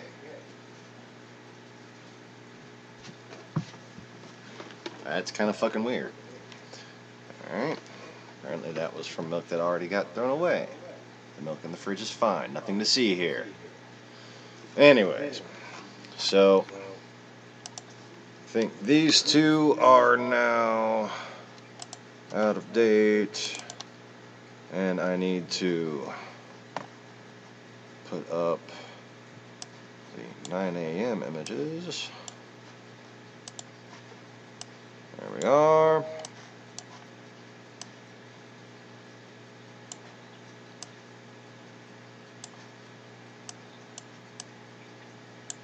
Alright, so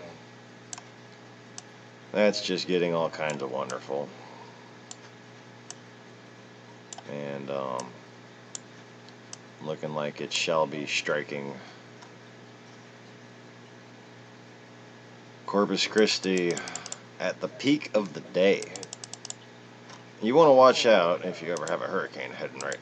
If you ever have a hurricane heading right for you, you want to watch out for the time of the day that it hits. When a hurricane hits overnight, usually winds up just being a rain event the next day.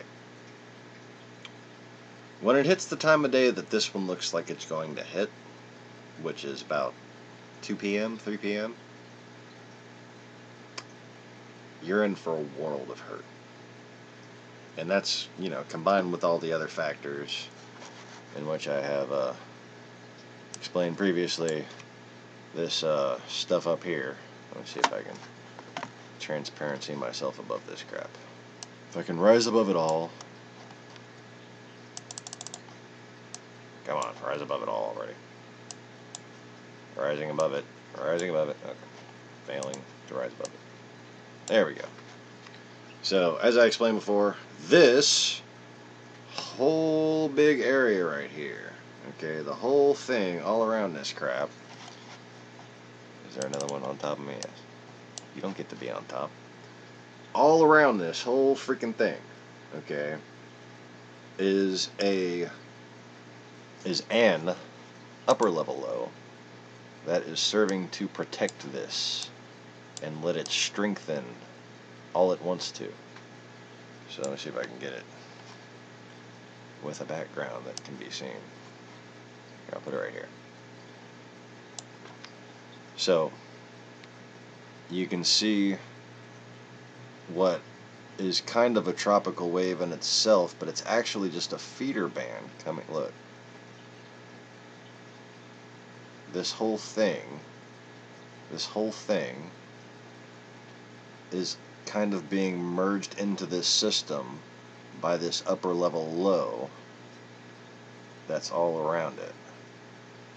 And you have the high pressure ridge down here with the monsoon currents, but then you have a high pressure ridge up here in the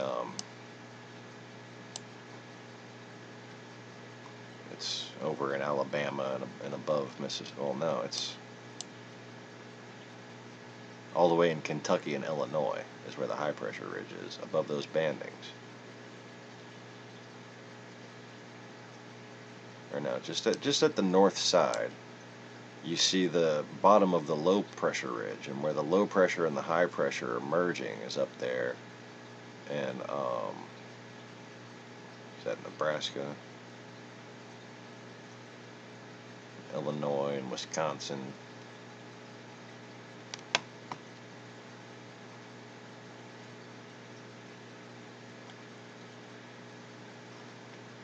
So this thing right here that's rotating against the grain of the storm is the upper level. And you can see it rotating all the way around the outer edge of the storm. It has the potential to basically form kind of like feeder bands do, okay? And enhance all of those feeder bands and create like a weird self-perpetuating storm scenario, like a solar-powered storm scenario. So when you see the inner part, when you see any hurricane rotate, what you see is the bands kind of go up like this from it. Like while the core spins, the bands kind of spread out from it. Well, what's happening here is these bands are getting caught in the upper level low. So not only is it locking the moisture in the system and allowing it to further strengthen, but it's also protecting it from the high pressure ridges that are around. Yeah, I'm really enjoying the whole, like, you know, weather on my face thing. Oh, it's like a cool breeze. Yummy. That attack was refreshing. Okay. Anyway. It's been a couple of days since I've watched Bleach. Yeah, this is a very sci-fi-like scenario. Very Day After Tomorrow or Perfect Storm-esque. Perfect Storm. Down here in the south where we change our Earl, we have perfect storms. And Ermagerd, it's a flurd. Fuck's sake. I knew I was going to enjoy living in the place I was born when I was... See, I started working here like maybe 5 years after moving here.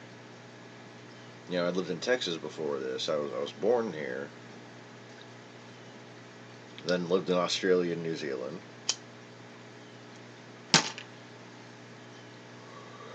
And I was working at this grocery store.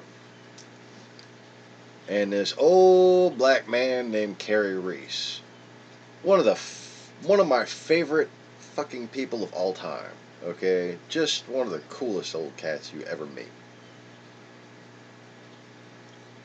He'd walk down the aisle with me, and I was helping him order, because I was a computer guy, right? So I was helping him use the machine to order his aisle worth of groceries.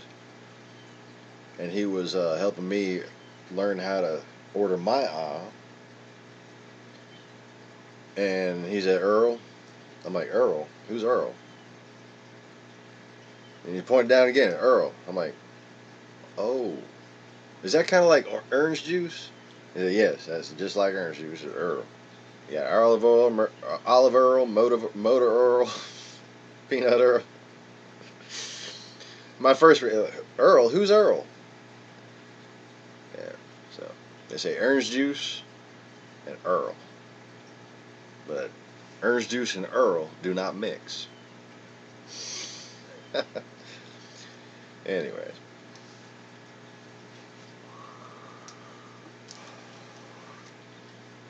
And let me just say, like, the fucking radio, Rush Limbaugh, Fox News, TV, Alex Jones on the YouTubes, that's what's dividing this country. Okay?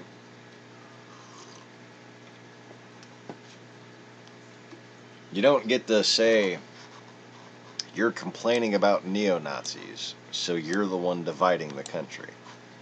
Like, what the fuck kind of morons are these people that go on TV? Morons. I'm allergic to morons. At you. Yes, that was me sneezing due to my moron allergies. Yes. At you. So anyways, I'm trying to move the stuff back so I can pick its nose. Wait, no. Alright.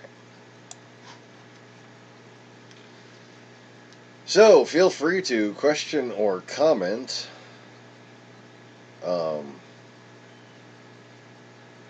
Gladly talk about any sort of stuff right now. Let's just say, at this point, I'm trying to weaken the possibilities by over discussing them. Because I want to go to Magna. And I'm not driving in this shit. That's like this weekend, and it's this weekend, and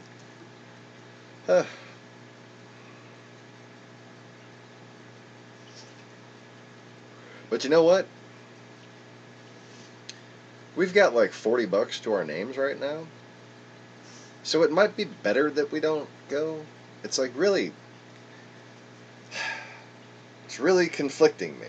Because I want to go meet I want to go meet Dan from Tidal Gardens, and I want to meet Ryan from Bulk Reef Supply, from Bulk Reef Supply, no, from Bulk Reef Supply, and I want to meet Pikachu from Pokemon, and yeah, so I make fun of myself every time I accidentally say a L as an R. I call myself a Pikachu. Is that racist? I don't know. If it is, it's worth it. Pikachu! I'm not really that into Pokemon. My kids, fucking Poke freaks. Poke heads or what. I retract that. Whatever the kids are calling it these days, they're Pokemon fans. Pokemon fans. Just keep it simple. Keep it simple, involving permutations of the word Poke. Yes. Anyways.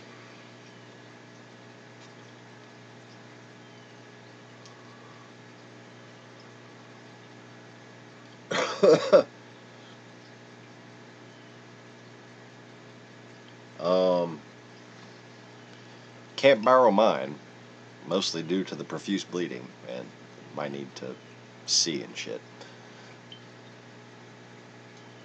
God knows? Is it like a God's eye?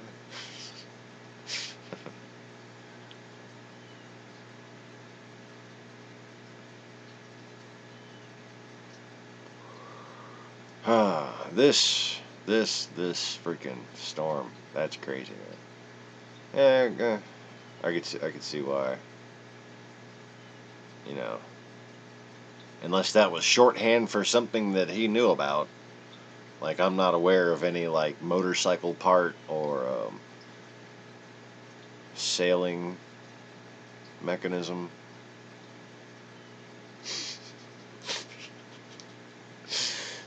Deep Thoughts by Jack Handy. I am not aware of any motorcycle part or sailing mechanism that is referred to as a God knows.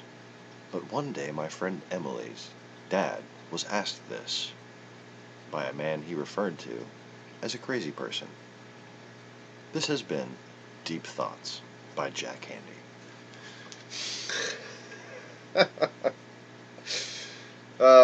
I missed that. I missed the Deep Thoughts by Jack Handy. We need some deep thoughts from Donald Trump these days. Fuck. Read in the Jack Handy voice. Be great. All he wanted was and all he wanted was a garden hose. My dad will never know. Anyway.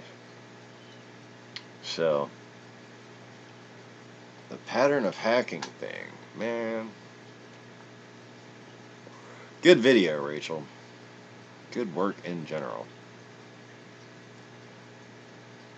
Asking for insight. New York Times writer. Although they're all. Oh. Okay. Hold on. We have a video.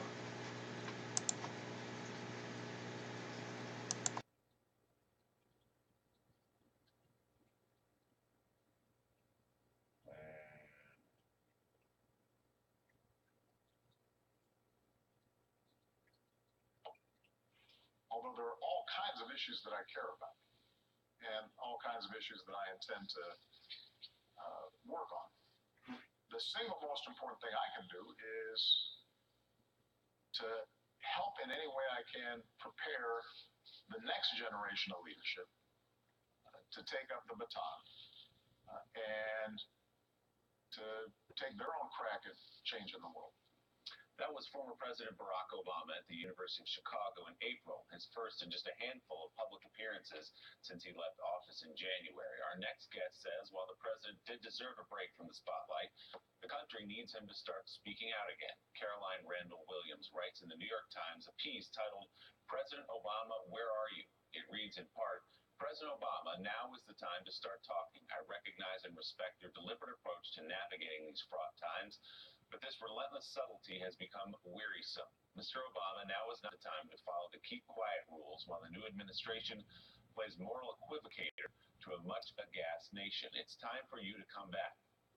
I love that after you posted on Twitter about the violence in Charlottesville, Virginia, you set a record for the most liked tweet, but my joy at the news of your weighing in was complicated by your using a quotation, even one from Nelson Mandela. I agree. Look to you for your good words. I'll keep waiting because I know they will be worth it. But where are they? And author Caroline Randall Williams joins us now from Nashville. Caroline, thanks so much for being with us this morning. Fascinating column. George W. Bush famously had a policy and still has a policy that doesn't come out publicly and condemn the man sitting in the Oval Office because he knows how tough the job really is. Why do you think it's different this time? I love her hair. I think it's different this time for a lot of reasons, but I think one of the reasons I think it's different is we've never been in a climate where, the turnover has been so rapid. People in authority positions are continuing to question the president and what's going on Capitol Hill and in the White House 8 months into the presidency in ways that make us feel very unsettled. And so I think that, in the same parameters. I'm like a cat right now. I'm distracted by her hair. I want to play with it. I want to I want to be a cat. I want to be a cat just to go play with it. That you had done it. I mean, I think that is not happening here.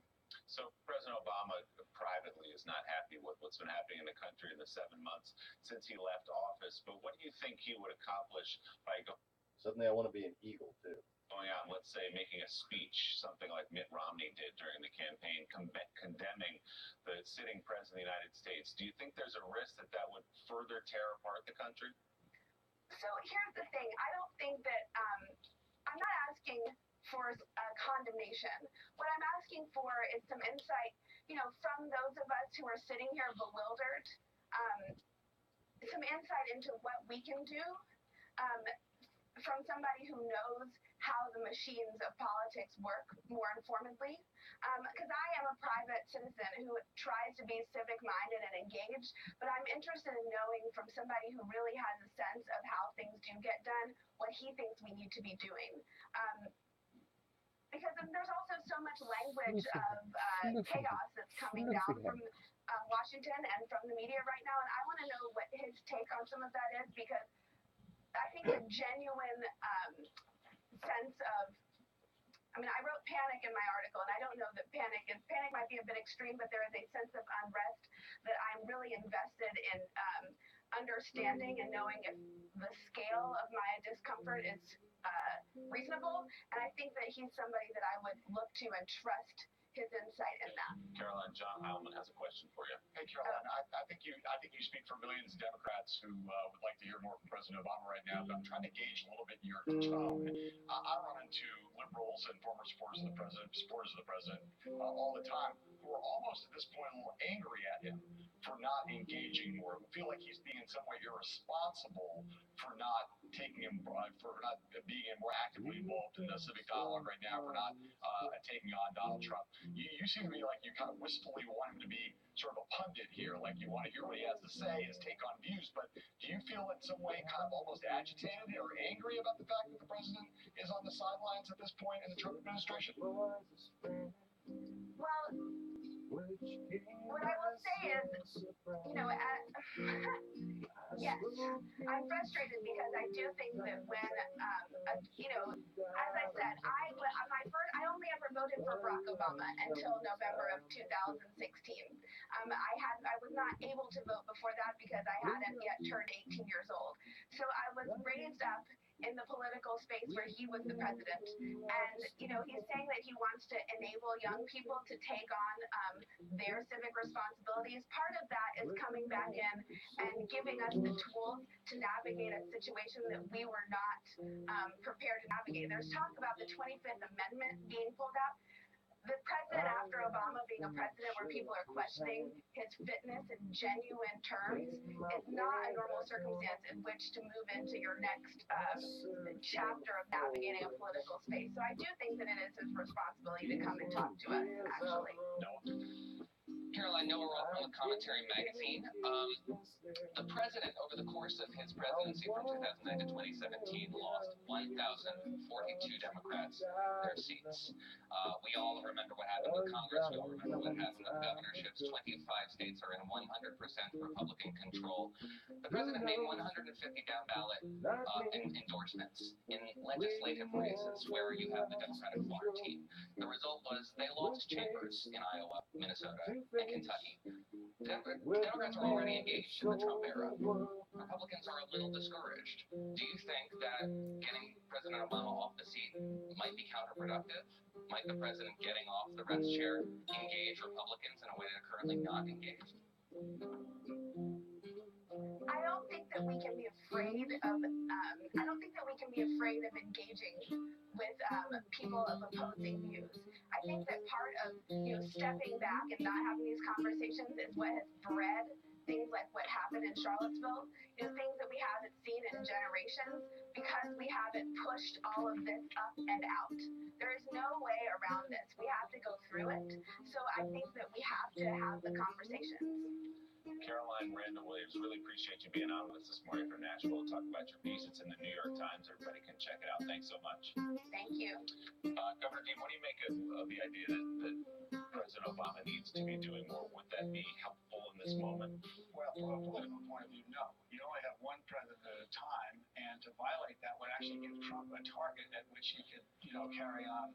Trump loves to have a convenient whipping person, and that would be Obama.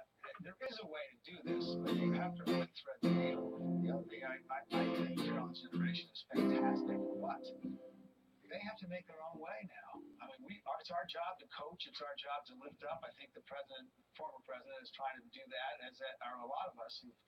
I'm hoping the next presidential candidate is under 50, or at least under 55 in our party. We have got to transfer this over to the next generation.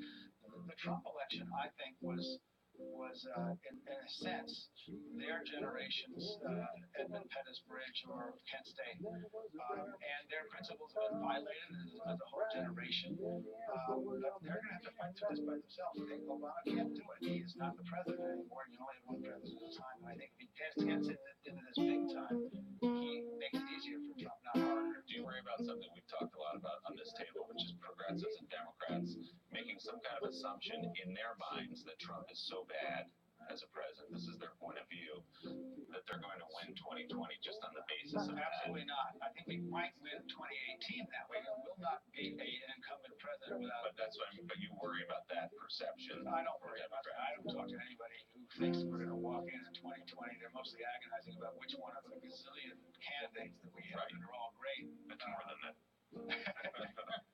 But you think you'd like the field, though? Movie principles. Yeah, exactly. Jonathan Turley made my morning with a constitutional principle. Underlining your movie principle. All right, Governor Dean, thanks so much. Always good to have you on set. Coming up, we're tracking Hurricane Harvey.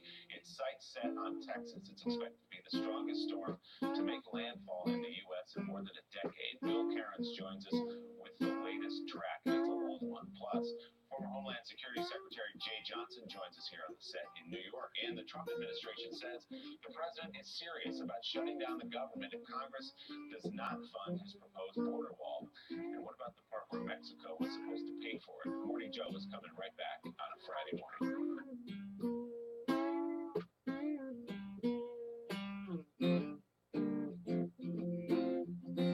Welcome back to Morning Joe. Shannon, you write this upcoming. It's exactly what he was. Blah, blah, blah, blah, blah. Blah, blah, blah.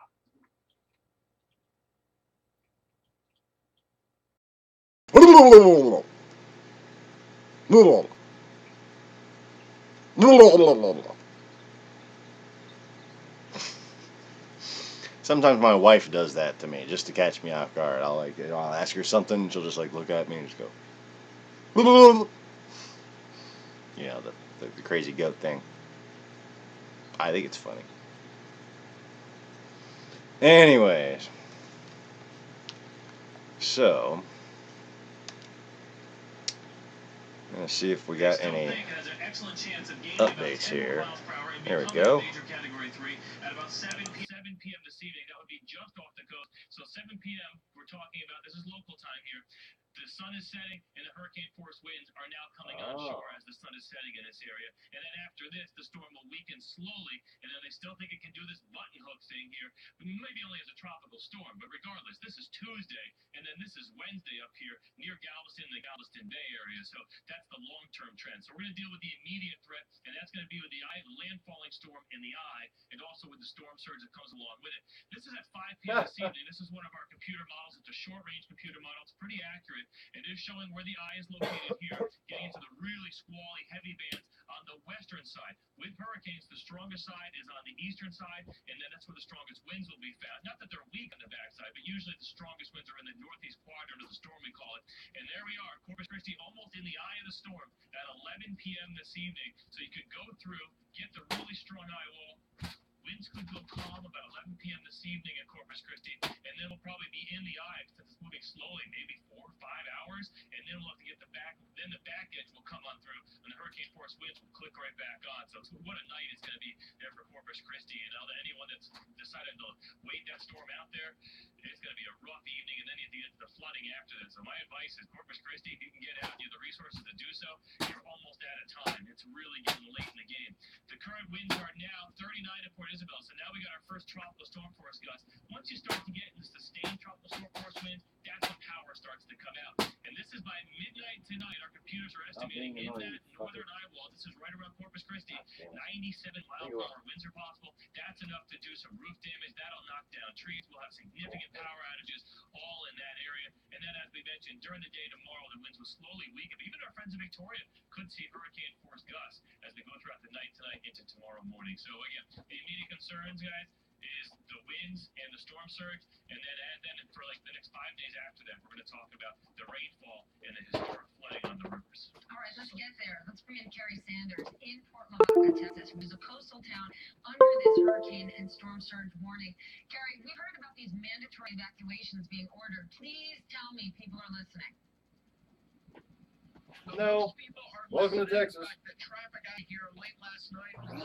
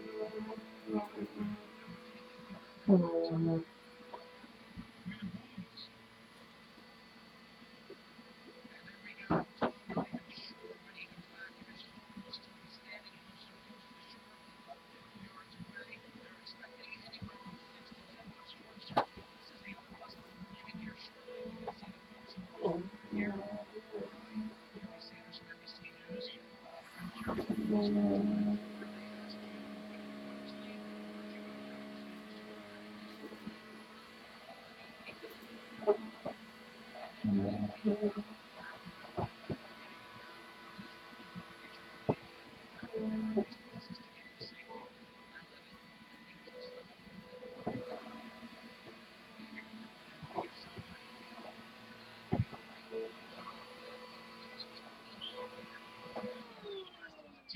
can see other people on the bus here. We saw the other bus. Sorry about that. Back there waving. Are you going to give us the thumbs Really up? getting necessary. So they're all glad to be getting out of here. And then we've got the volunteers as well as the police. You have a long drive ahead of you, but you guys are going to be sleeping where once you all get to New Braunfels? There is a motel that we're going to. And they'll be going to a Catholic church, right? Yes, they are. Okay. All right. Well, best of luck to everybody here. We're going to step out, and I think this may be the last bus that will be leaving. But a lot of work, guys. And of course, the real concern here is those people who have not heeded the warning to leave, especially those, we know of at least 4, who decided to stay put inside an RV park. Really, the chances of survival with a 6-foot storm surge and a Category 3 inside an RV I live in the country with kids and pets. It's always vacuum time. almost a death wish according to the authorities here. Wow. Back to you. Wow. Yeah, Carrie, thanks for your reporting. I hope people take this seriously. Let's go to Galveston, Texas, where Joe Fryer is standing by. Joe, what's the situation there? Well, see there, we've been seeing all kinds of weather sort of on the outer band of this all morning long. The winds have picked up more than we've seen all day. We saw heavy rain also earlier today as well. And really what they're looking at here is not so much a wind event. Yes, the winds will be strong, but it likely won't be hurricane force winds here. They're really preparing for a rain event here because once this storm, as you've said, hits the coast, it is going to sit and rain heavily for days. And they are expecting a lot of rain here in Galveston. This is a sort of long but narrow island community. Normal.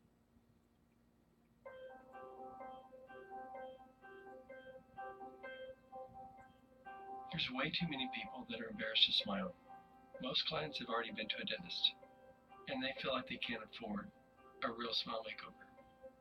At Brighter Image Lab, we don't believe that a smile makeover is a luxury, and we don't think you can put a price on your smile. I can get you incredible results in a matter of minutes, and you're going to be amazed. We can take your smile from bad to beautiful. Our process is lab direct. There's no dentist visit. At Brighter Image Lab, we believe your smile is too beautiful not to smile whenever you want it. I think the results speak for themselves. I did it for her. I'll do it for you. You can't afford a smile makeover, and you're going to smile and smile and smile. Come see how we made these results happen at brighterimagelab.com. In terms of people who have not evacuated, where do things stand? Well, we don't have a mandatory evacuation, but we've urged people in the low-lying areas, Padre and Mustang Island, North Beach, Flower Bluff, and then another area, Calle de Oso, which is before it goes into Laguna Madre, to get out because of the storm surge predictions. The wind is, it's picking up now, but I understand I haven't heard the latest, but I got a call that said that they're talking the winds from 70 to 90 miles an hour, which is a whole lot better than 125 if that information is correct. But, we're concerned about the low-lying areas and flash flooding. So we're targeting the areas and encouraging people in our strongest language, other than mandatory, to get off the island. In other words, just get out of Dodge, because we just don't want anybody to face a flooding event and possibly drown. And my number one concern is individual safety. Are there people who aren't leaving? When we look at the warnings from the National Weather Service in Corpus Christi saying that this thing could wash away buildings, knock down major trees, make things uninhabitable, do people really think it's reasonable to stay with a warning like that? Well, we've been through this before. You see what he's saying? 160 miles an hour, so the rain is what's got us concerned now, because during season,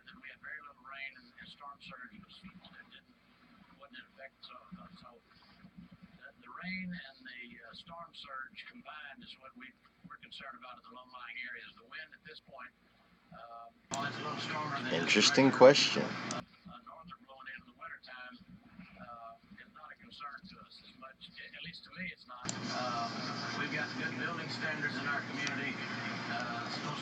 Most buildings are supposed to sustain winds up to 140 miles an hour, so we feel pretty comfortable with our physical assets here in the community, but the rising water and the storm surge are really our main concerns.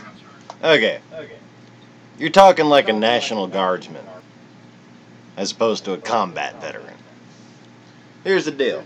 His first answer just gave away how fucking Texan his attitude towards this whole thing was. And, you know, having lived 8 years, I think, total in Texas, I know a thing or two about Texas. I am half Texan in every sense of the word. Here's the deal. We've been through this before. No, you haven't. Okay? It's been a long time since Texas got hit by anything like this. And every time Texas gets hit, it's a fucking tease, and then it weakens right before it hits. As opposed to this storm strengthening right before it hits. You people are in for a world of hurt. Okay? A world of hurt. Everything will be great. Alright, let's take a break from that. And I wanted to show you guys some videos I took from outside here in the beautiful, magical island of Slaughter, Louisiana.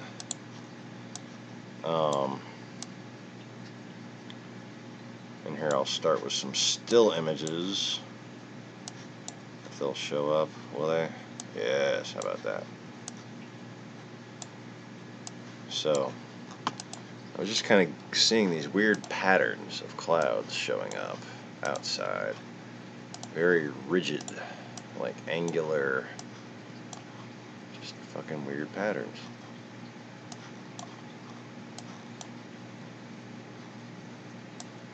And so I'm going to show you all a couple of those photos I took.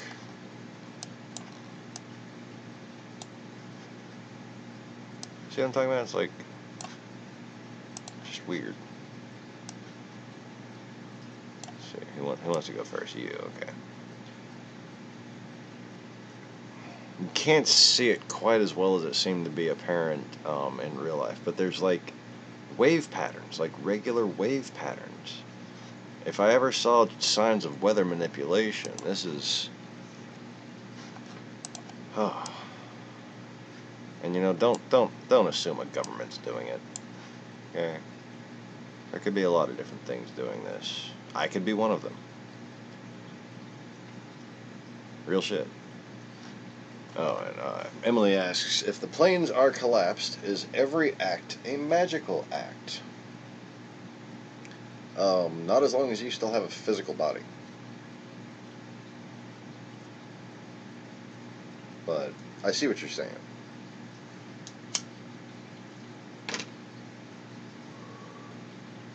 But no,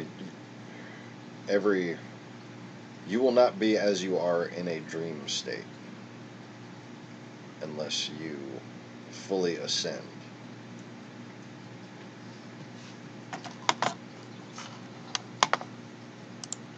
Anyway, let's see here. This one next. No, okay. This one next. I really tried to get zoomed in photos showing the angular ridge patterns. I mean, they were like arrow shaped. Yeah, you can kind of see them in the left corner there, in the top left of this one. But I mean, that's kind of how all of it looked. So, let's see if I can get the video I took.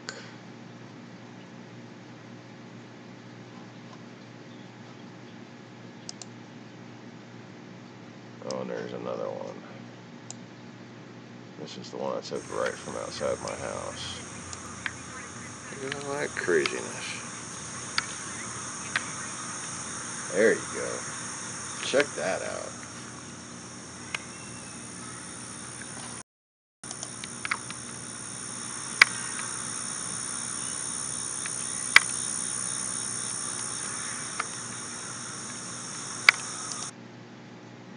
Hurricanes come through, but this is weird. So that's what it looks like out here first thing this morning, about 7 a.m. Ever seen any clouds like that before?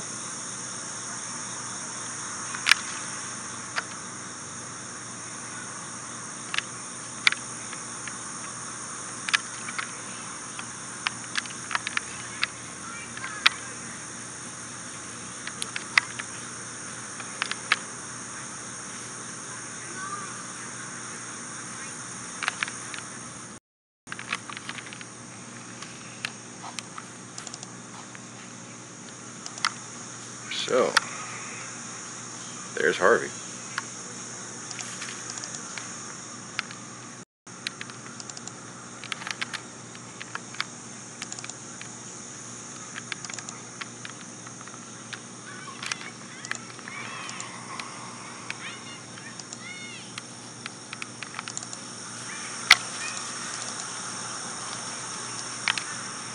Transient.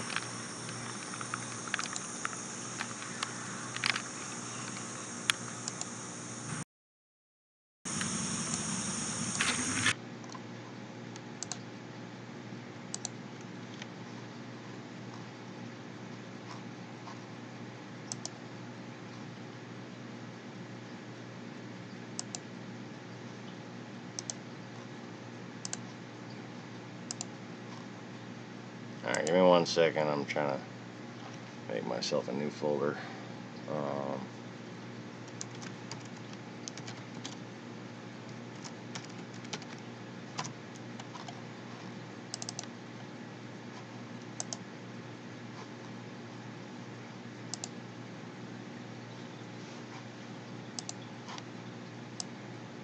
Alright, let me see.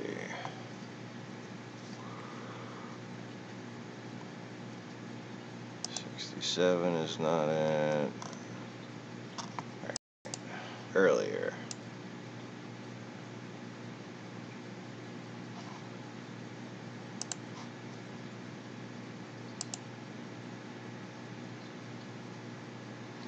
Hi, Adam.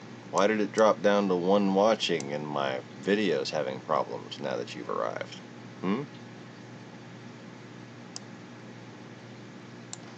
Any idea? Oh, look, now it's gone back up to 2. Let's see if my my viewers will experience technical differences, such as stuff and things.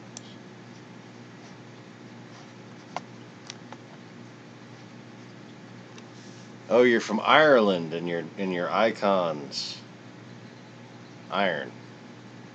I get it. It's clever. It's very clever. Anyway.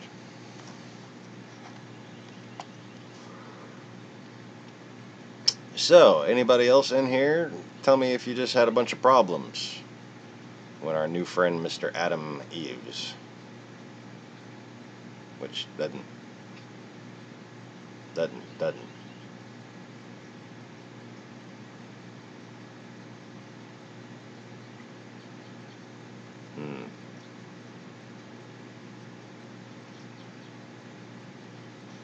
Oh, look, it still says 2 watching. How about that? I count 3 people. What do I know? Just keep that up there like that for a minute. There we go.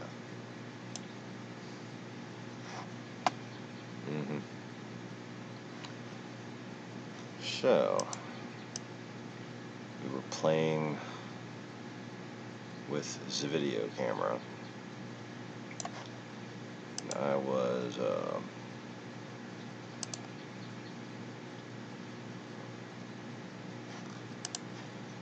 About to load up another one. Yep, still says 2. Look at all that craziness.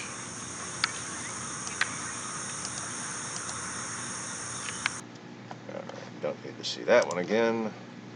See, I think this is the video. Alright, so, yeah, it's kind of hard to see this, but what I think you're looking at is actual signs of weather manipulation or enhancement.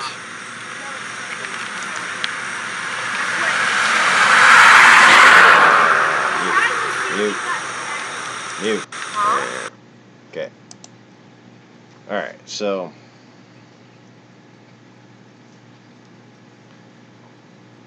no, I disagree. Adam Eves, he's from Ireland,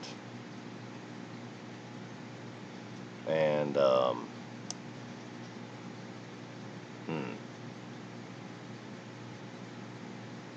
lot of things ringing bells is standard Russian troll protocol. That's all I gotta say. But you know, he's from Ireland. You gotta believe he's from Ireland, right? After all, his icon says iron, and it's green. He must be Irish. You know, they got all that iron in Ireland. That's what it's named for. Like the sword and the stone. Ooh. Okay, so here we have those angular ridges I was telling you about.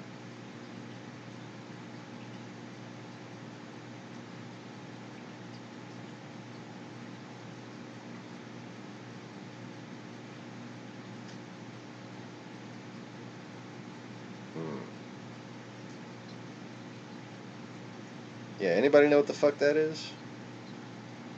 Yeah, let me play this video again. I want to see.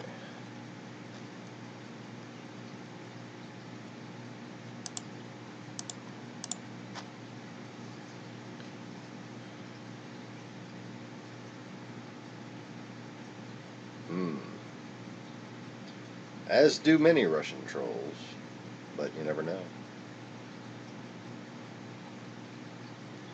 When people take a couple of names from Bible words and smash them together, they're following this contracted Satanism outreach thing that I find rather amusing.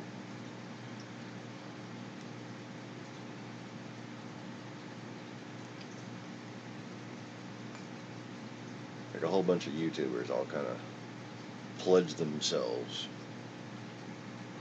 Some of them even claim to be atheists. That's what they do. They take a couple little names from the Bible and they make it their screen name. And that's what they call themselves from then on.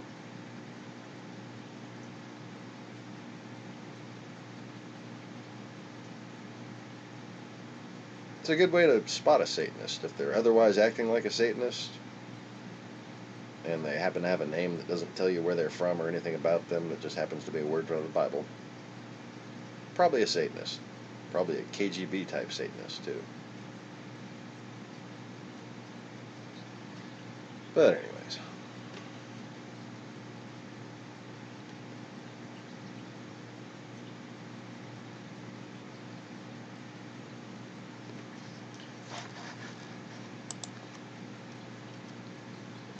Let's check back into the tubes here. Save insurance may cover the cost. Commercial.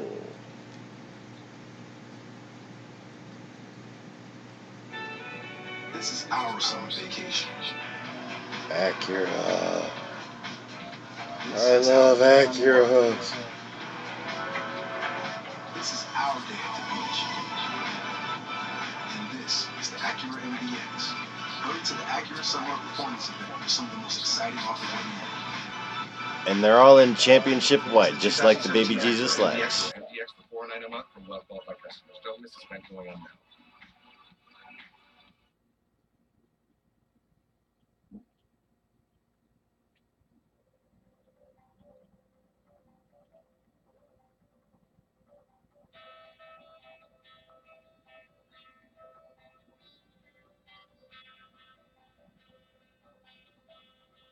Hashtag eye roll.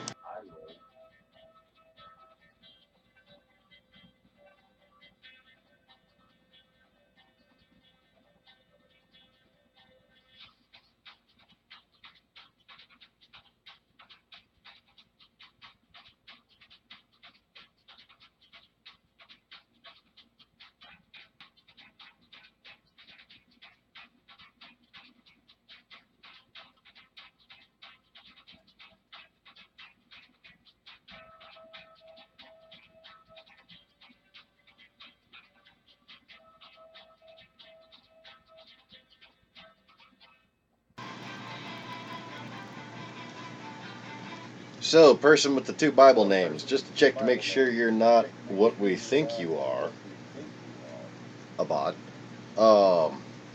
Hey diddle diddle, what did the cow jump over? Answer this question, and you won't be blocked.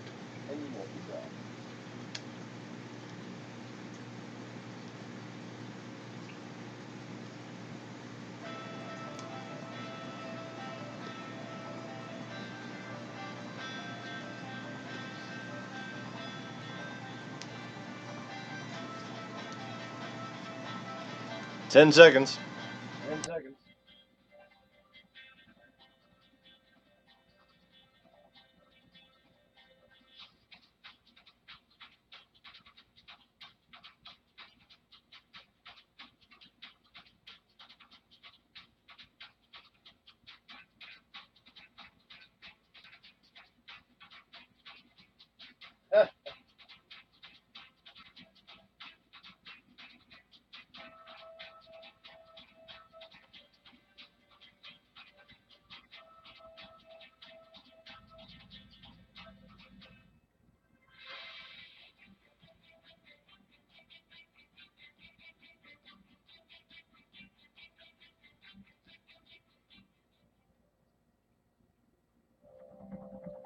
I know it's such a hard question. Nobody tell him the answer.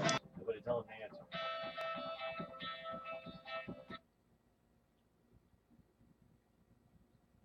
It is a bot. Probably didn't even realize I'm talking about it because I haven't used its name.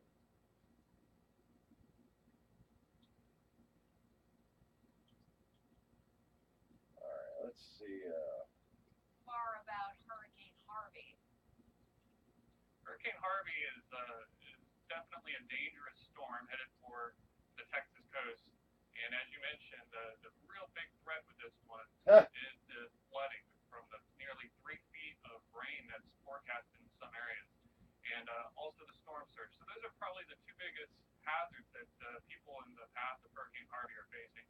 And yeah, sure, there's some wind to go with it as well, and that's going to be in a narrow swath. So folks who are in the path should definitely have their preparations complete and be listening to the evacuation orders right now. And so are you planning any more trips into the eye of the storm as Hurricane Harvey nears us? Do I need to be worried about you? Is it dangerous what you do? You don't have to be worried about me or any of the team that I fly with. I am currently done flying in Hurricane Harvey, and some of my coworkers are out there right now tackling this storm. And you don't have to be worried about it. We have a great group of maintainers who take care of the airplane, and it's a real team effort between the pilots, meteorologists on board, the navigators, and all the people in the back making sure that the data that we're collecting is getting off of the airplane into the Hurricane Center, into the modeling boats in real time. So they're seeing what we're doing as we are doing it, and that's the best, clearest, most present picture that we can give them.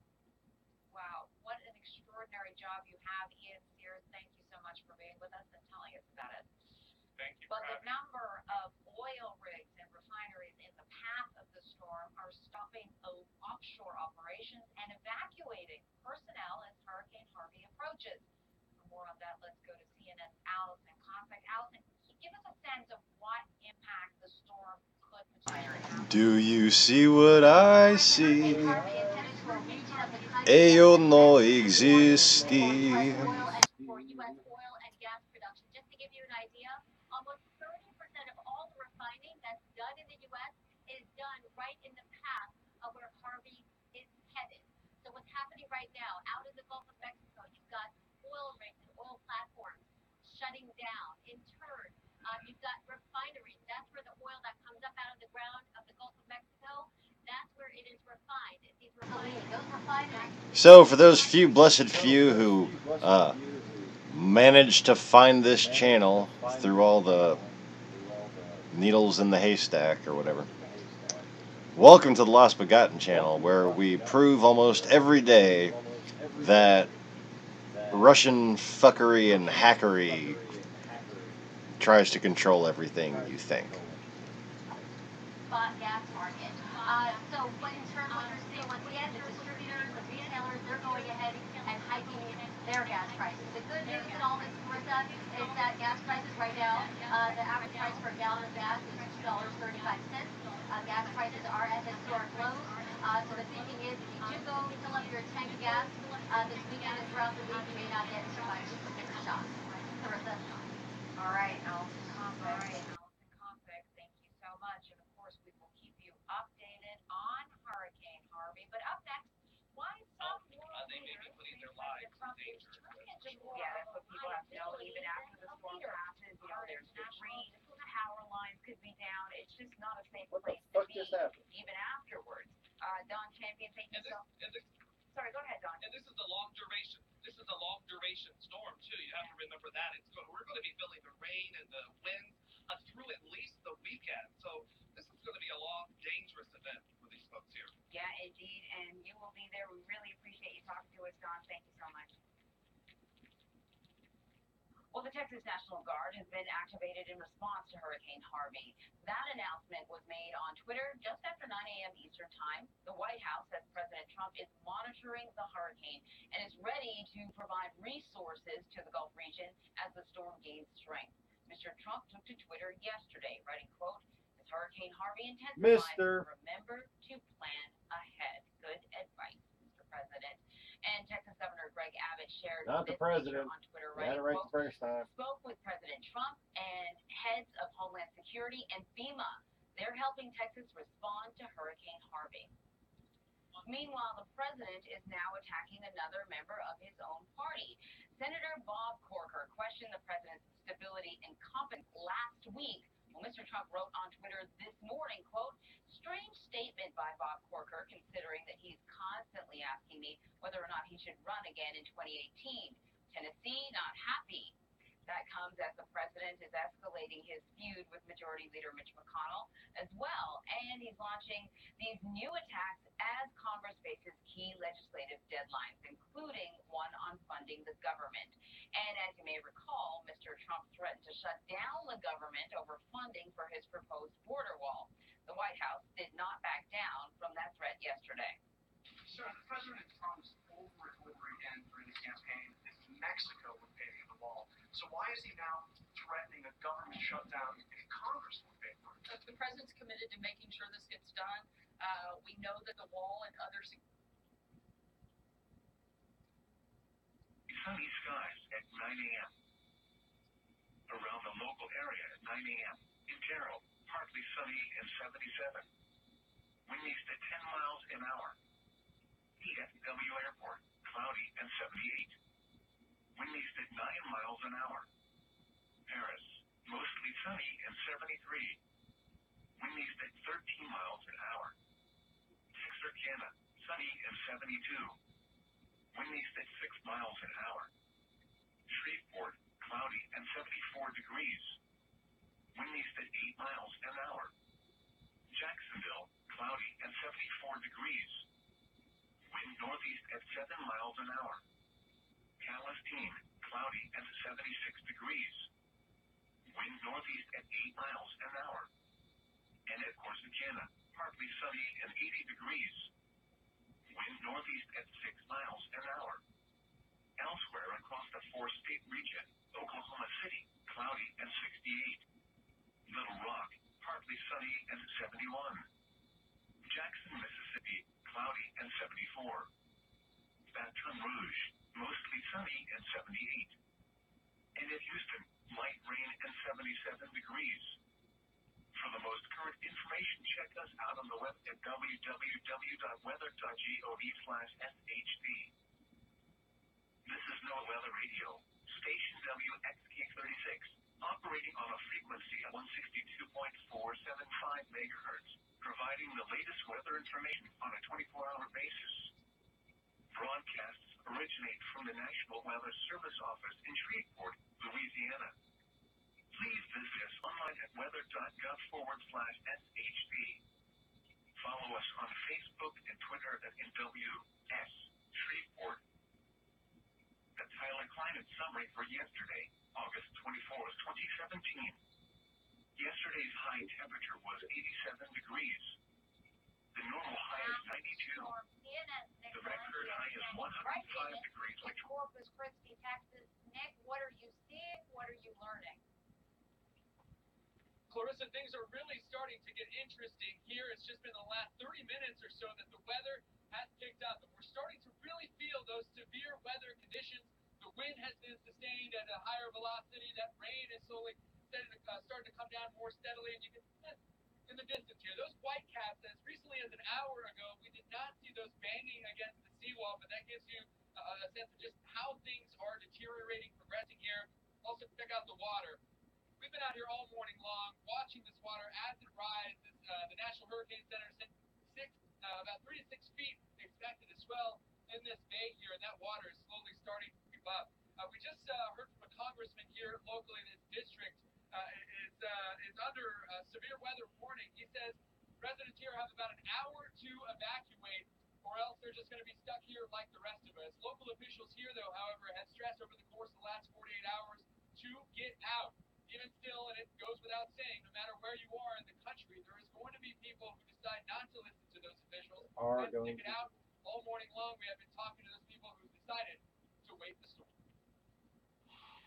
Well, I've gone through a lot of hurricanes. I've lived here most of my life, and I'd rather take care of my home and my animals and be safe here. I'm on high ground with my house. So what kind of precautions have you taken? Boarded up your homes, bought a lot of basic goods, stuff like that? Yeah, we've shopped. We've got water in the bathtub. We have the house boarded up. We have all the stuff picked up in the yard and stuff in the garage. So we've done work.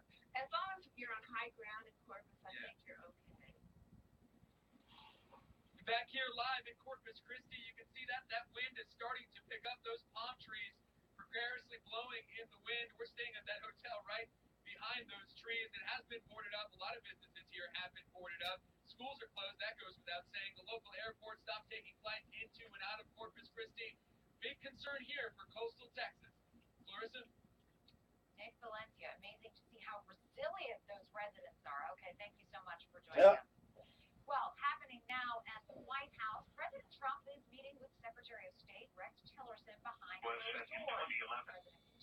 Yesterday's low temperature was 73.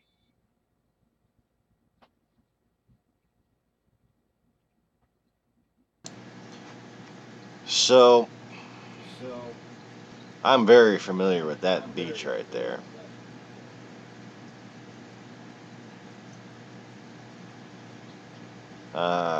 I kind of grew up going to Galveston.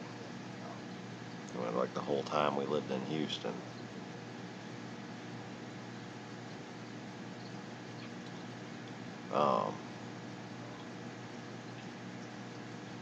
If that thing stays out at sea and jogs north, Galveston could be severely decimated. Yeah, let me scoot this over so you can see it better. Sorry.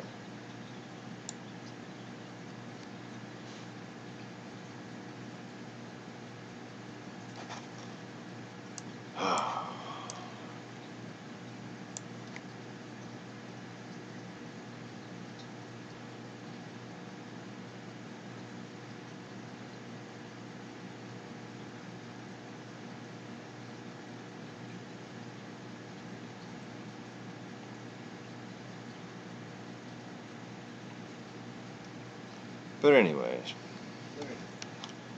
I've had enough of bullshit troll viewer amounts and bullshit trolls with their bullshit random incoherent fucking babbling. So, I think I'm gonna call it a broadcast. Take a nice, relaxing nap. Yeah, because after all, I'm old, and old people need naps. And well, it's just so much easier to fuck shit up for Trump in my astral state. Because, you know, good luck hacking that bullshit.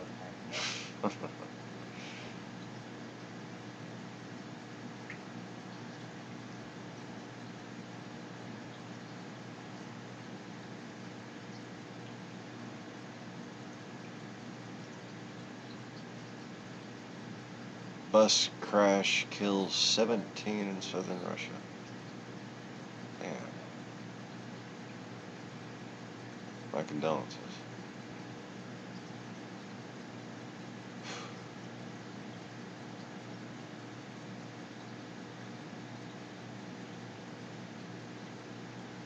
Hurricane Harvey may spike U.S. gas prices. Oh yeah. Yeah, it's gonna do a lot of things for a lot of very stubborn Republicans. And, well, what can I say? I missed a spot.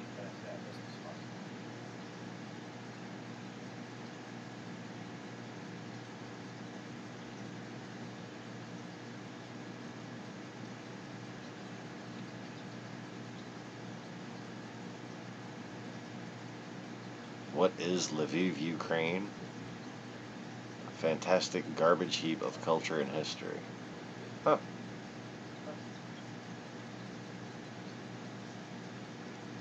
Probably you are acquainted. That was loud.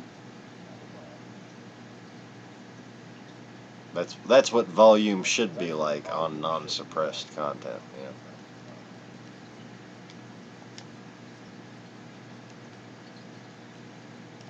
Why people come there, why people study Lviv all the time.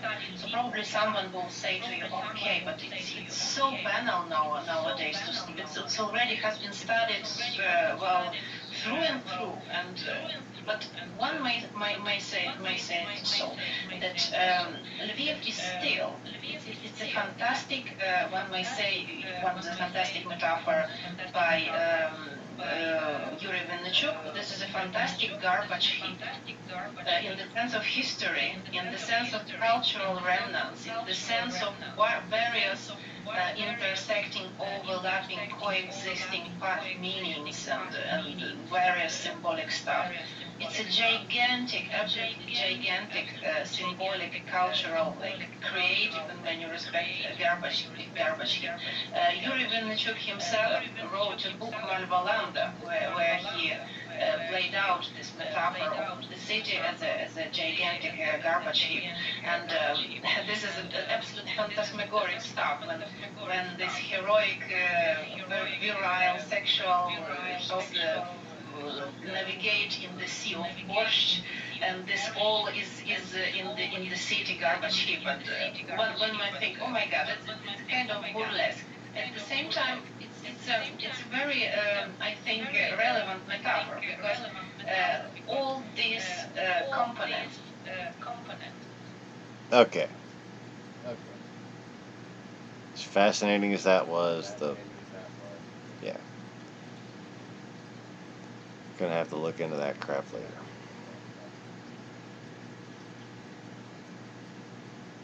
It was very much a summative promo of that book. Didn't seem like they were going to give us much detail, so I was getting bored rather quickly. Anyways.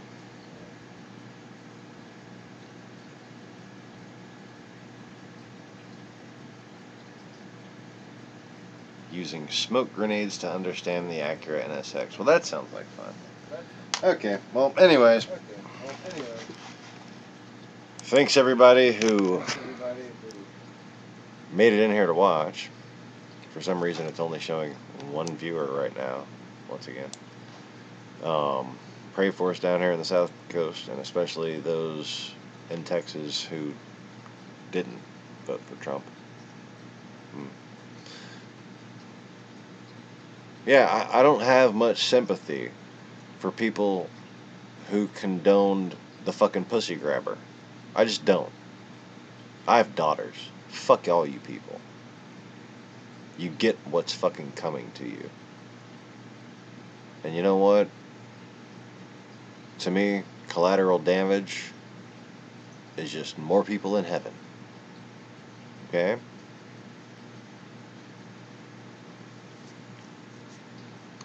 Hurricanes happen. So do earthquakes and a lot of other things. And there's going to be a hell of a lot more of them until the reckoning is accomplished. Hillary Clinton is the lawful, rightful president of the United States. So say we all. Like and subscribe. Peace.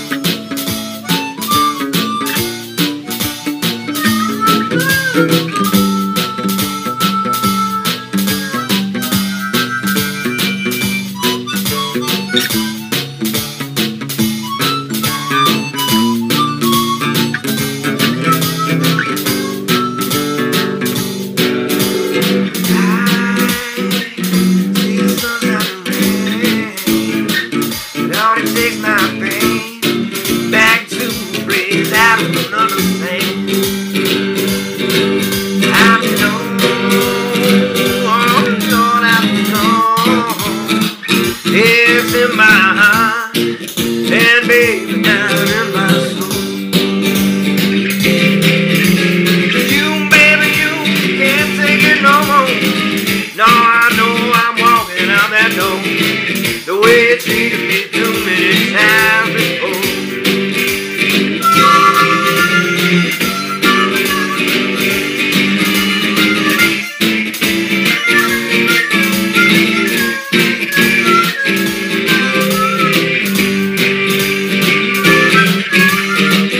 Don't you know you love them, baby, too? Oh, you know I want you there, I want to be right there with you. I know I gotta keep you by my side today I die. 'Cause baby, ecstasy is in my hand. Oh, when I'm holding yours in mine and walking in the sand. Oh, baby, you know it's fine. But now you done and piss me off. You ain't done something you shouldn't have done. Baby, I'm mad. I'm going on. Oh, I'm going on.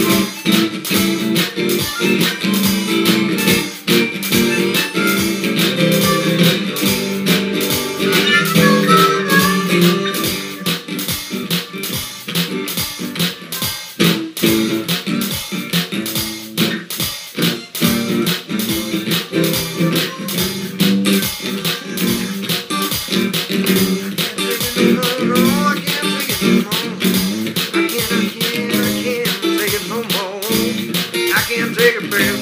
I can't